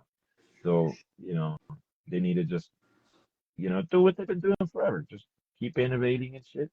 But the small brands like me in Mexico are the ones that are doing that type of innovation stuff, right? So it's like, you have to maybe give them incentives or maybe tax break or whatever to try to help them continue innovating, you know? Yeah. I can Hidden Wonders asked pull the math yeah, in no, Mexico on yields per acre, labor cost yields per acre. Um yeah, I mean, there's a lot of like agave can be grown for way cheaper in Mexico and distilled for way cheaper in Mexico. That's just a guarantee. for real. You know what I Yeah. mean? I believe the only way for you to win as a agave spirit in America is gonna be on being a little bit smart as a business person. You know what I mean? So like what I was telling you, being next to the biggest market where agave spirits is gonna be grown, I Hmm. only need to hop on the freeway and I'm there in 30 minutes, 45 minutes or whatever in Yeah. downtown LA. Um, you know, that's where I can compete now on cost with a Mexican agave spirit because I'm not having to transport it 3,000 miles away. I don't have to pay the CBD at the border. I don't have to pay any logistics. I don't have to pay the CRT. All of this is going to be the only way, I believe, you have to be very smart and efficient. And right now, the first efficiency that I see is being right next to where the hell the market is. Yeah. If you could do that, you save yourself thousands of miles in logistics and cost. And I'm not saying that I'm going to be the same cost as them. What I'm saying is that already is putting me closer to that cost, which is the only way that somebody will ever buy a spirit that's, Mhm. kind of close to what they want from coming out of Mexico. So, yeah, I think, stuff out of California and around the world will definitely be more fucking expensive. That's a guarantee. You know what I For mean? sure. And it's not gonna be for everybody. You know, um, yeah, 7, 10 years doesn't matter for California farmers for sure. But they're gonna need a lot of capital and be very smart to realize what to do with agave. They need to just be innovative. You know what I mean? That's what it is. Like, if it was easy, everybody would be rich. You know what I Yeah, mean? it's Everybody would not. have a bunch of It's money. hard to break into that And industry. yeah, starting a business is fucking extremely difficult. Yeah. Starting a farm is like a magnitude higher. Now, starting a farm business that makes a product, bro, you're asking for a miracle. You know what I mean? Like, as an entrepreneur, I like to gamble, Yeah. but most people, I mean, I tell people don't risk what you can't lose, just Hey, like investing in the stock market or that's whatever, right. Don't like risk what you what I can't lose. Yeah. invest is I'm perfectly fine with losing it all. Yeah. Yeah. And until then, I just innovate as much as I can. Yeah. Yeah. So Kiss the Window here, Nathan, he actually, people like Local will cut you some slack. It will do well locally. You can open the farm to tours, which is kind Yeah. of cool. I think Agritourism that's a for cool sure. Yeah. idea. I definitely think that's a good idea. But, um, a lot of the things too is like, then you have to just, it's a whole other thing. It's like, you know, liability, Liability it's like I gotta have stations. insurance Yep. and shit, and like California. have Yep. a goat whack a hipster and tries to sue you for 100 grand. So I mean, like, I'm not saying it's not impossible, definitely feasible. I'm just saying it's like something you gotta think about it really good, so I don't like to just add like a business. If I'm gonna go into that side of the business, I'm gonna go hard at it and like try to do it very well. So the agritourism probably like a few years. I mean, people come and check out the farm and shit, but like I don't charge anything, and like it's just homies and stuff because I know they're not gonna like sue me or whatever. And I've had like a bunch of emus and crazy I animals seen here, that. like Yeah. so You got I animal don't want nobody to get sanctuary too, man. I like that. You got yeah. dogs, you got emos, you got everything. I don't want him to get drop kicked or anything. So I probably for a while hold off on that. But I'm definitely when I have time, if it works out, I let people come through and stuff. So Yeah. I just I have different sections of my farm. I have like the actual farm where like I have my animals and my plants, and then I have another smaller farm that I have greenhouses. That's the business to Mhm. make the money in agave. And like I said, I distinctly separate those two because, like I told you, like most people just think about the dream side. Oh, I want to make this amazing spirit. I want to make whatever the fuck. I got that going on too, but I'm making money every month selling plants. You get me? Yeah. Not just fucking. I'm not waiting for year 7. Let's see what happens, and maybe I'll make money. Like no, I want to make money right now, There and you I go. tell people about that all the time. Yeah, whale's tongue is super fast. I got a bunch of those. But it varies. Every agave where it varies, especially out here in the desert, how I grow it. Like one thing is like what an agave could grow as like an agave may grow, for instance, a tequiliana in 5, 6 years if you irrigate it heavily. But then out here in a dry setting, it might take me 50% or double the time to grow it because I'm not irrigating it as much. Yeah. And that might give me a higher bricks or a better stress level, which is good for the spirits. But from a business side, I want to produce it like fast, obviously, so I could get some products out. So it's finding a balance between those two of like, okay, we like I have, you know, shit, man, I don't even know how many species I have. Like I have like a lot of different species, like, probably like 30 or 40 that I grow like a lot of, and then like, 60 to 70 that I just have handfuls of. And each one of these agaves has a different maturity rate in years and flavors and how I want to work it. So it's like, I don't want to just plant an agave that's like 15 years to mature or 20 years, whatever. I want to plant short, medium, and long-term quickness maturing agaves. There you go. So I mix it up like that so that I can have stuff harvesting all the time. When the time starts coming where they're maturing. But that once again, that's part of the business. You gotta like I have honor and like I respect the hell out of any agavero in Jalisco because I honestly don't know how the fuck they do it. Like it's like farming is so difficult and agave is a very tough crop and like for them to make money at it like it's extremely difficult and like I salute them for like even staying in business and Right. yeah I don't know how they do it, man. Like I look at my family that grows agave and like my cousins and uncles and shit, and I'm like, they make it work. Obviously, they wouldn't be growing it if Yeah. if it didn't, work for them. But um, when I look at it and I'm like, oh, what if I started a small business over there and did this? I'm like, man, numbers ain't looking good at all. Yeah, The I'm trash is looking looking good. at Nathan right now, or my cousin, for example, who grows agave. He does that as a side. He already has like a real. He has a business, Yeah, a main business, but the agave he does on the side. Because yeah, that's man, the way to it's do it. it's yeah, it's the only way to do it. Yeah, I got this Yeah, that's the comment way to here do it though. until you figure it out. Yeah, I got this comment here from Nathan again. Kiss the widow. He says, "Glass azul is a vacation memory, not a tequila." That's funny. Fucking closet. The reason why it's funny though is because when I was in Tulum 2 months ago, like Yeah. they were selling Oh, my Clase brother-in-law. is probably everywhere there, dude. What's up? Clase is probably everywhere there The, because of the Americans. it was wild, but the funniest part is this, Steve. So I'm sitting there and they're telling they're throwing a sales pitch at my brother-in-law and my sister, telling them that hey, Yeah, you guys have to get this package.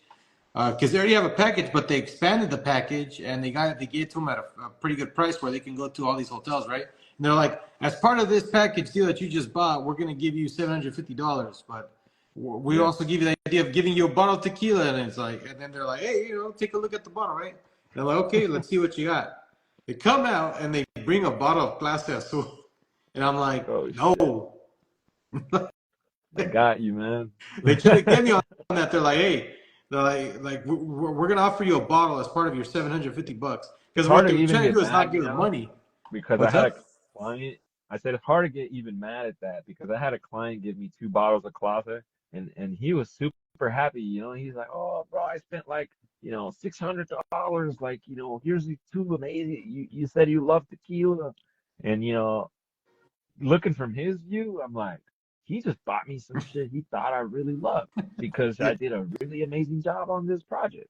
Yeah. But I'm over here like, oh fuck this tequila, But that's why sometimes I'm like, oh, I gotta take stuff with a grain of salt and not judge so quickly because they're doing it from the heart, Yeah. But I'm over here like, fuck this shit, dude. Like, Yeah, right.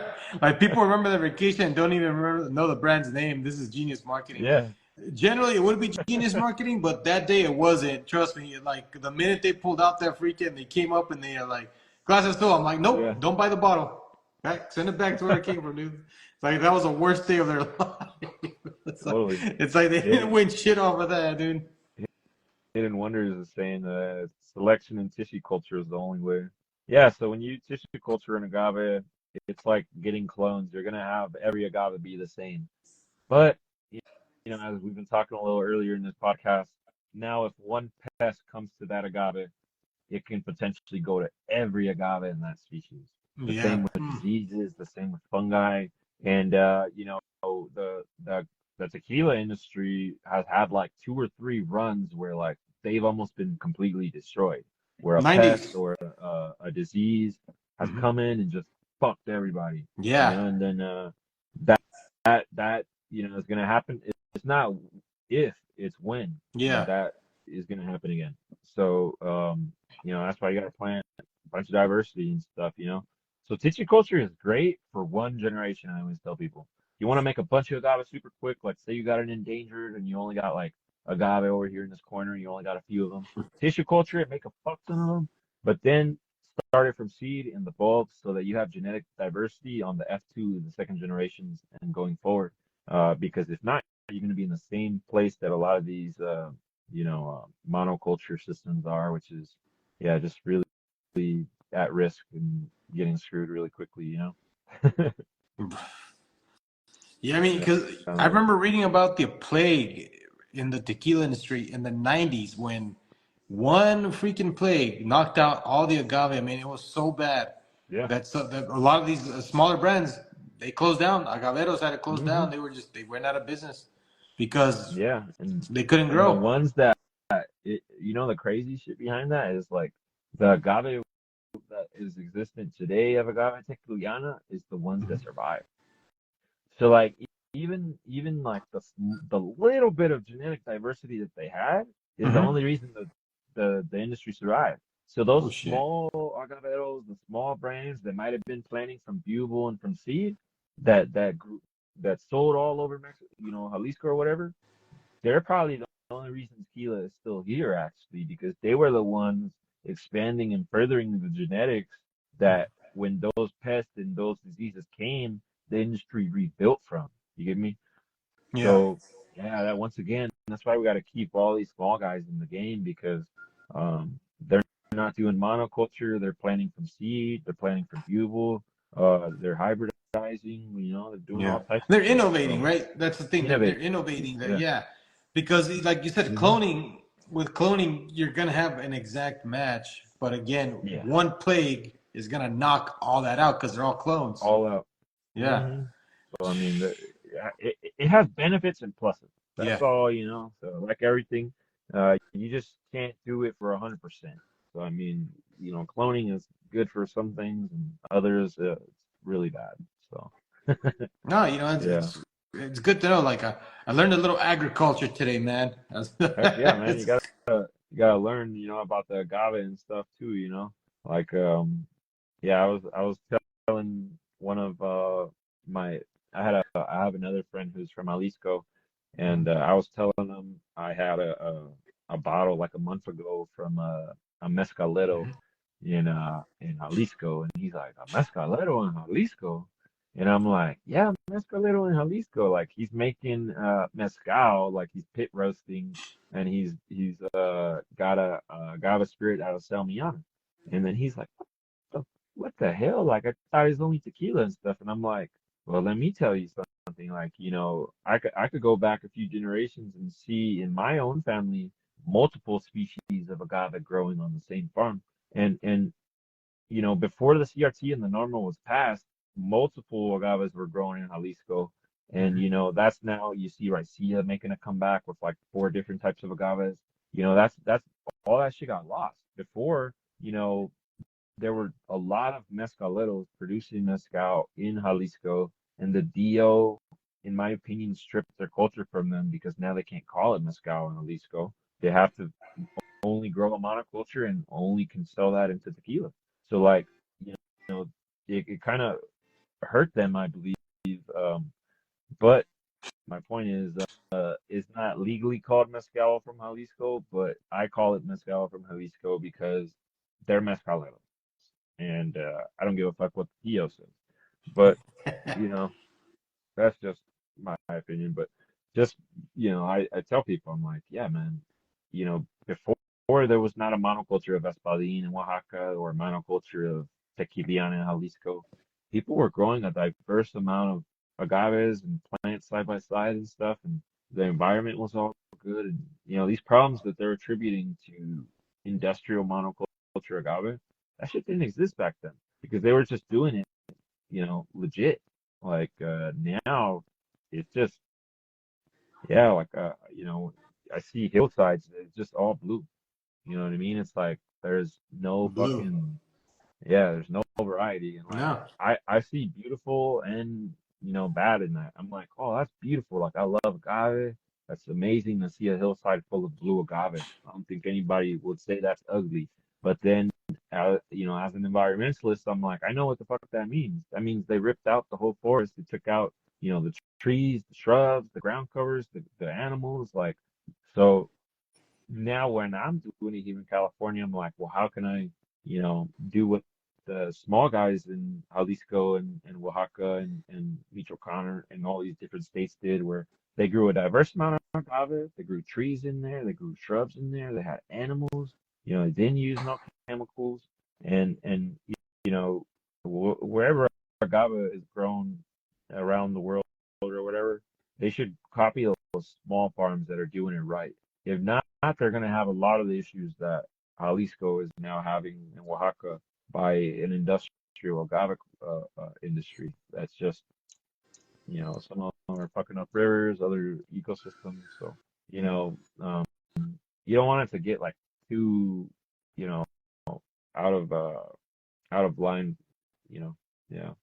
Yeah, you're absolutely right there. So here's a few things that Kiss the Widow had to say here. People remember them. Okay, now Tino is working on a project like that. So Tino Tahona, is that right, Yeah. Nate? Yeah, Yeah. Caballito Follow Cerro. Tino. Chill, dude. Yeah. Yeah, At Caballitos, that's super cool, actually. Yeah. No, I mean, that's the shit I love to hear. I love to see you know, like a lot of these farms that have like a bunch of animals and, they're doing the stuff right, like starting from seed and, letting their flowers pollinate or go all the way up to maturity so the bats come around and, like there's an amazing way to grow agave. It just like, industrial agave has like now like done a lot of bad stuff and people are being lumped in. You know what I mean? So yeah, it's like, yeah, I don't think it's fair because, a lot of people tell me, like, for instance, like in Jalisco, like some environmentalists I know, many of them are like, fuck agave, like we need to stop planting every agave. Like they're like, this is destroying the environment and this is like really bad. And then I'm like, well, sure, industrial, but yeah, not the little guys. The little guys are the stuff that you love, the people saving the environment and like, yeah. you know what I mean? Like, It's all sustainable. so there's miscommunication there. Like they're not linking up. Like Hmm. people need to see the good in the agave and try to like promote and grow that and not promote and grow the industrial monoculture, Yeah, chemical heavy and machine heavy thing. So yeah. uh, little by little, I think people are figuring that out. The additive movement, additive free movement has definitely brought a lot of highlight to that. Hmm. But I think it's still going to be a long time uh, before like the small brands have like enough of a voice. for that to happen. That's You know what I right. mean? Because yeah, that's like where you and me come in. We got to talk about these like small brands or whatever, so people uh see them and follow them or whatever, and then now that brand has a voice and can say, look, I'm doing all this amazing stuff. You come learn from me. Come, donate to me so I can grow this and do more of it. Hmm. So there's a lot of good, I believe, in also having the conversation. Like people. Like for instance, a lot of the environmentalists don't like talking to farmers, and farmers don't like talking to environmentalists. But Yeah. I would consider myself both, and I think they have more in common than they don't. You know what I Mm. mean? But they hate each other. So Really? Yeah, I could see I think that. the way to save the environment is by doing legit farming, Mhm. and the way to do legit farming is by saving the environment. So Yeah. um, yeah, No, yeah. I agree with that because I know what you mean. Like where an environmentalist doesn't, or farmers don't like environmentalists because they feel that the environmentalist is encroaching on what the farmer's already doing. You know, Yeah, man. It just they don't farmers, understand they're farming. That's the like thing. Like environmentalists don't understand what farmers are farming is. conservative in a lot of different things, but Yeah. the most conservative thing that they have is their style of life. If they wake up at a certain day or a certain time, walk their animals, do they have a certain lifestyle that they love to live, that is something they zero compromise on that. You know what I Mhm. mean? So, and that's what I was telling you here. It's like because I love the farm, I can live a certain way. Yeah. Other people, if I brought them here, they would be like, "Fuck, bro, I'm living like a third world country or something." You know what I mean? But it's like, that's what you take if you want to start, innovative agave business and take as many risks as I do. You need to not buy as much shit in other places. Right. So, you know that- like I reinvest my money pretty much completely back into every single one of my businesses. Like, I could go buy a bunch of fancy shit, but I choose to buy plants. Like I just got like 6 boxes of plants today, and all of them are different agave and cacti from like that I've never had before.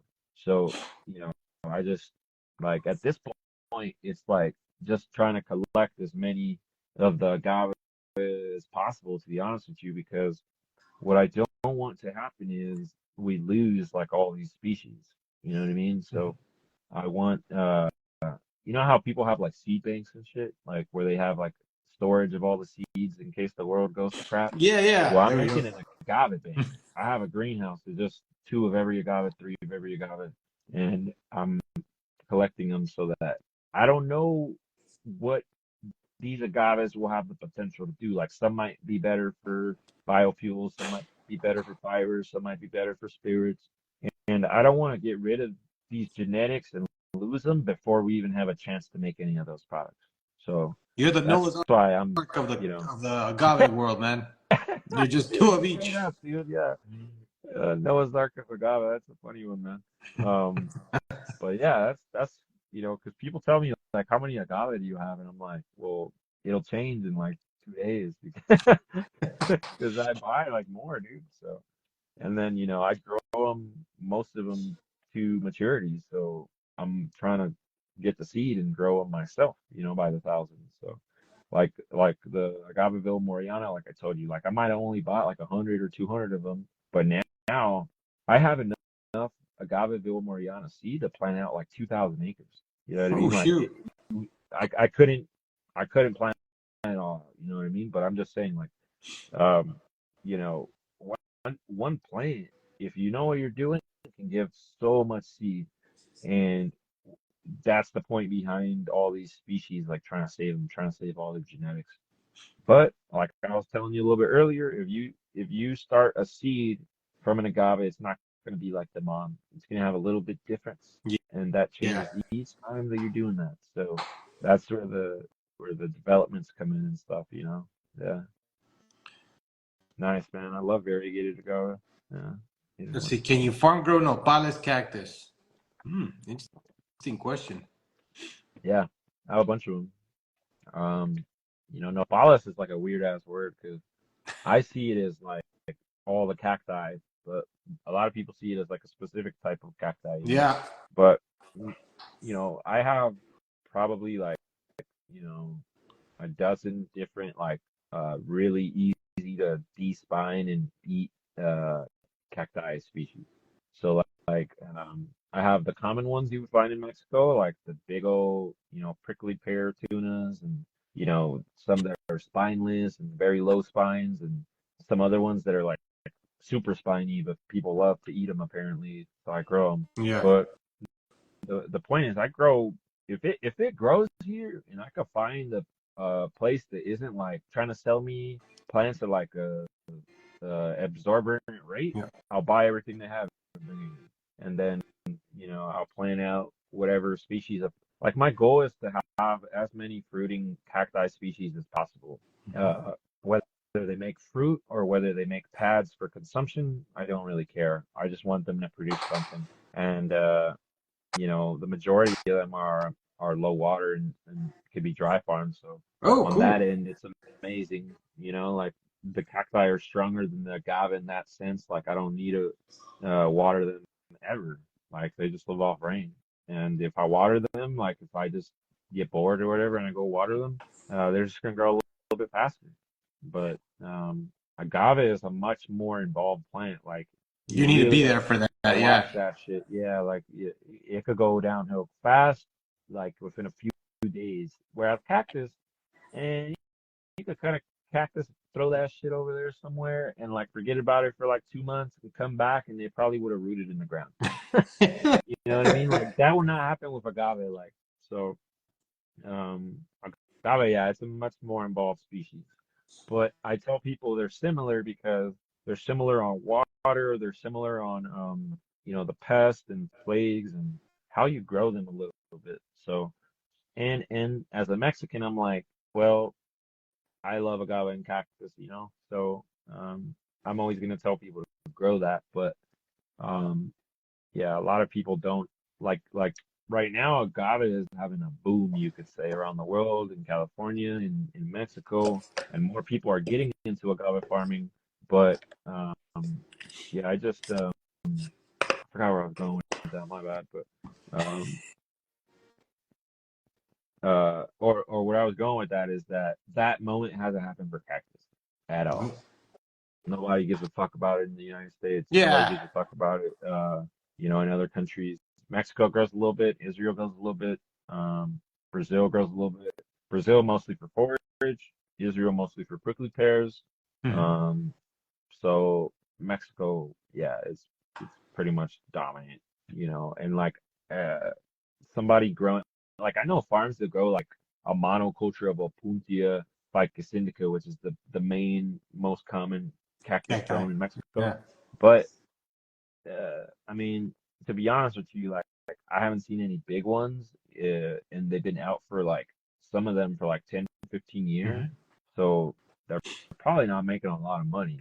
Like if they Probably haven't been not. growing No. a crazy amount. So where I'm trying to approach cactus is completely fucking different than like people selling the pads and fruit or whatever. Like I don't really think there's a lot of money in that. Once again, like selling the agave as a commodity. I don't think if you want to be a cactus farmer, you're gonna make money off the pads or the fruit. I make Hmm. jams and I have made cactus wine, and like if I wanted to make or scale cactus, I would probably try to make a cactus wine brand or try to like create once again a forage for animal based feeding. Oh. And Okay. that mm, besides me, to be honest with you, I don't know any fucking body that grows cactus like or like that in America. I know collectors that have a bunch of cactus, but it's completely different than thinking about it like as a farm and like, oh, I want to like make this product and make money in this way from it. You know what I mean? So Yeah. yeah.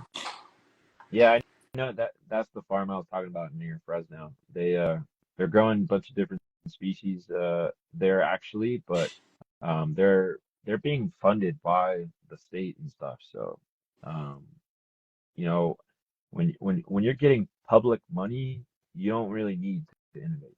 You know what I mean? Like if somebody gave me $100,000, I'm probably not gonna go out and try to like find some super unique thing about cactus that I could sell. You know what I mean? Like I'll just keep showing you what species I could grow and stuff. And as far as I know, that farm is mostly just producing cactus to tell Fresno what grows in California, how fast it grows, how much fruit you could get, and how much pads. But they're not making money from it. It's public research. I'm making money from my cactus, and like I keep it small for a reason that I haven't found the extreme amount of ways to do that. So, when I find those ways, then you'll see me have a 100-acre cactus farm, but I haven't seen that yet, and I don't think I will for a while. Like I said, it takes more than one person. I could blow millions into this cactus and nobody will give a fuck in the United States. It like how hundreds are coming into agave now in California. That's what you need. You need hundreds of people coming into it or thousands to create an industry. And Yeah, I'm maybe part of the first of that, but I mean it's a lonely it's a it's a lonely long world road, being a cactus grower. Yeah, yeah, and it's gonna take a lot of people like me blowing a lot of fucking money to make anything happen with cactus. And like I told you, I like to gamble. That's not in like casinos or whatever. My gambling is businesses. So like I'm perfectly fine with blowing a bunch of money on cactus until I figure it out. But I wouldn't advise that if if it's your first business or you're not like really experienced with business. no, yeah, you're right. But yeah. Yeah, I know. Hmm. Check this out. Nate says the nopales is super healthy and you lose crazy weight from it.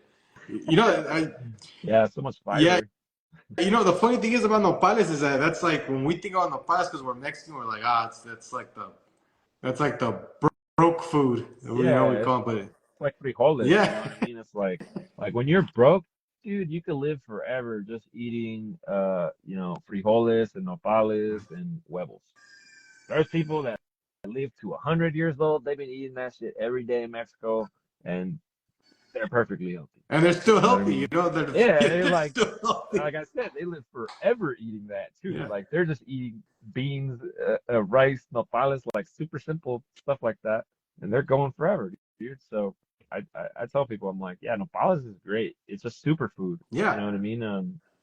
That's who I actually think might blow it up, to be honest with you. If some of these hippie influencers or whatever can start blowing up cactus, I would much be grateful because those guys are like the ones that blew up quinoa, avocado toast, like all these weird ass like foods.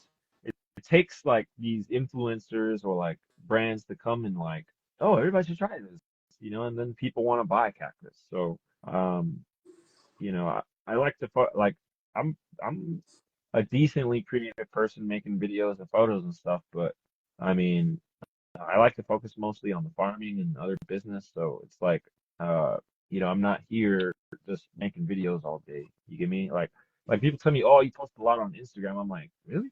I have like Instagram takes like 15 minutes of my day. I fucking post like 5 videos, 6 videos, and I'm out. You know what I mean? yeah, I'm not there on the platform.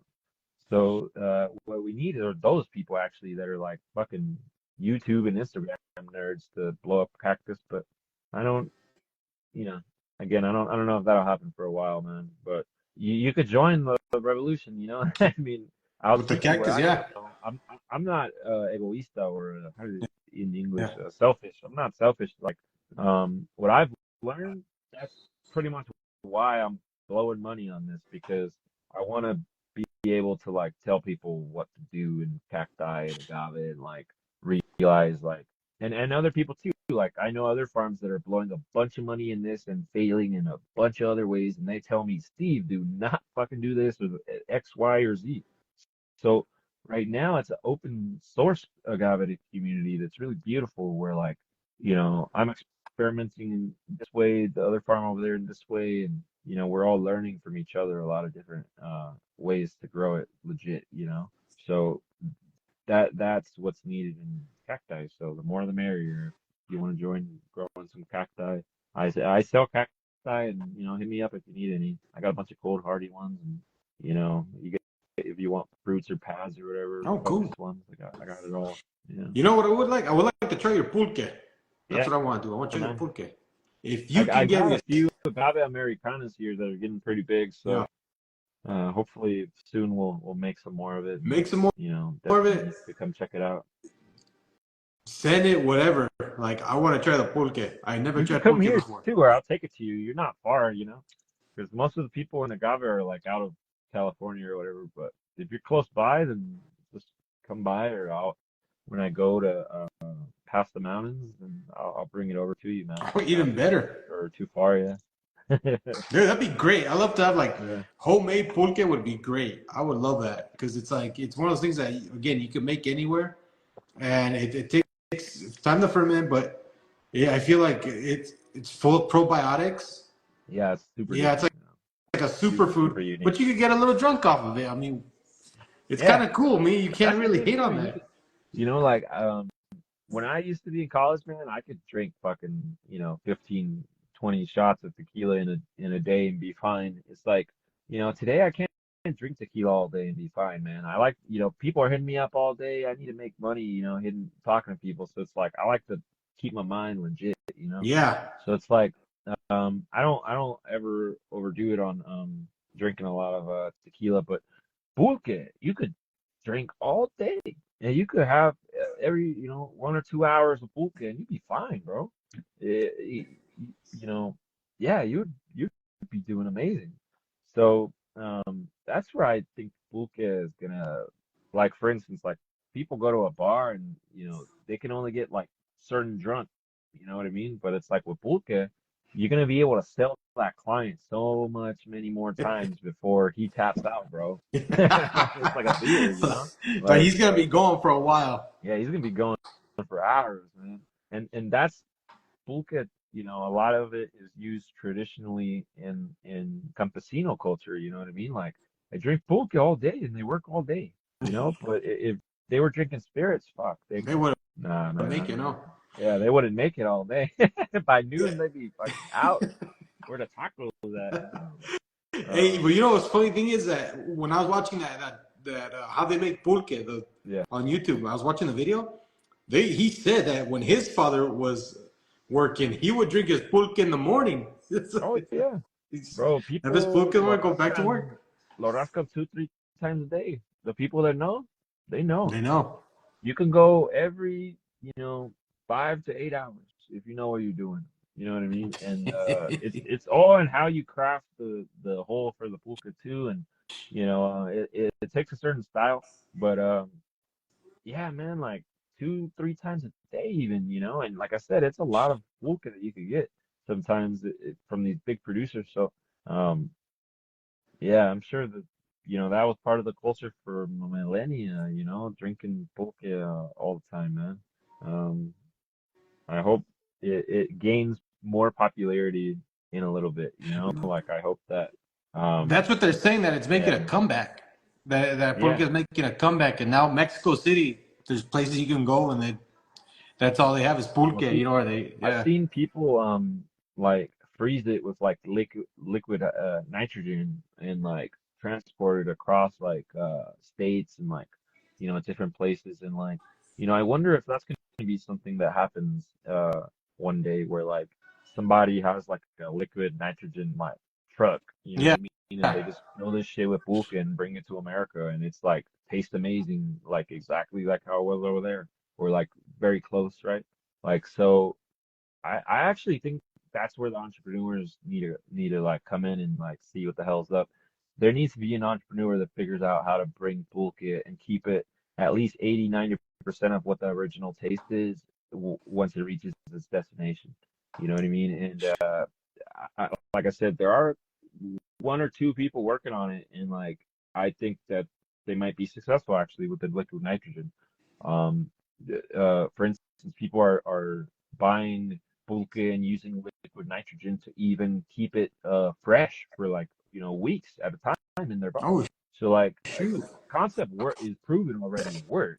Whether an entrepreneur, like I said, builds a box truck that's refrigerated and fucking gets it through customs, and that's a whole other thing. But there'll be somebody that does it, I guarantee you, and they'll figure it out. I'm sure one of them. But yeah, hopefully it becomes more popular little by little. No, I that's good. hope Yeah, I because hope so. like I'm seeing it, and believe it or not, I mean, even in Tepa they had pulque. They had pulque in Tepa, and Yeah, I was like, The only problem is I didn't get to try it because we drove by and it was one of It's those things like, becoming more popular yeah, in Jalisco, and before I didn't see much of it, you know. So I'm glad, you know, like people. That's the thing too with agave being on the floor. People are exploring, man. People are that. exploring, See, and there's the the innovation entrepreneur part. side of me, it loves me. Yeah, it loves that. You know, I'm Yeah, like, oh man, if the coyotes and the distilleries don't want to pay a good price for agave, there's people making inulin, and there's people doing all these really unique things, and yeah, that doesn't last for too long with entrepreneurs. So yeah, there's people making some really interesting stuff in Mexico today, and you know, I've seen, for instance, with the cactus leather, right? Where's the agave leather? Where's the agave textiles, right? yeah, So I think a lot of that's going to start you know, coming out of Mexico now that you know, the agave is on the floor and people can experiment. Because if agave is 30 pesos, you're not going to go try some new experiment. You know, you're going to sell it directly to the distiller because you're like, this price is amazing. I've never seen it. But yeah. you know, if it's on the floor, you're like, well, we might go bankrupt if we sell this to the distiller at this price. You know what? We might as well fucking experiment because we're fucked anyways. Yeah, So, yeah. and there's a lot of people in that position. So Right. they're either gonna go out of business or innovate. And Mexicans, you know us, we're not, oh, let's just quit. They're gonna Nope. many of them innovate, bro. And that's what's exciting. You know, I know that not all of them are gonna make it, but the ones that do, there's gonna be some really exciting shit that comes out of there, man. And you know, I hope, yeah, to be around to see all of that. Yeah. Yeah, man. All right. Well, you know Shit, man. what? Fucking, I was gonna say, I think it's cool to cut it out soon, man, because fucking, I just realized we've been going for a little over 2 hours, so Right. I Yeah. I don't just want to realized that too. keep I was you like, for wait a all your minute. night. I don't want to Yeah. I keep you was like, for your whole we were night. only supposed to go for an hour. It ended up being Really, 2 hours. really good questions and everything, Yeah. but you know, yeah. How you got anything else you wanted to ask me or anything, man? No, you know, I think we covered You can everything, always man. I think DM it was me and great. everything. Yeah. Yeah. Fuck it, man. Well, I'll end it here and I'll upload it. You know, thanks everyone for joining in and Yeah. being Thanks to part all of of the you guys who convo. joined And in. y'all had some great questions and stuff. And you know, you could check this podcast out later on to if you missed a part or to see any part of it on my you know, channel.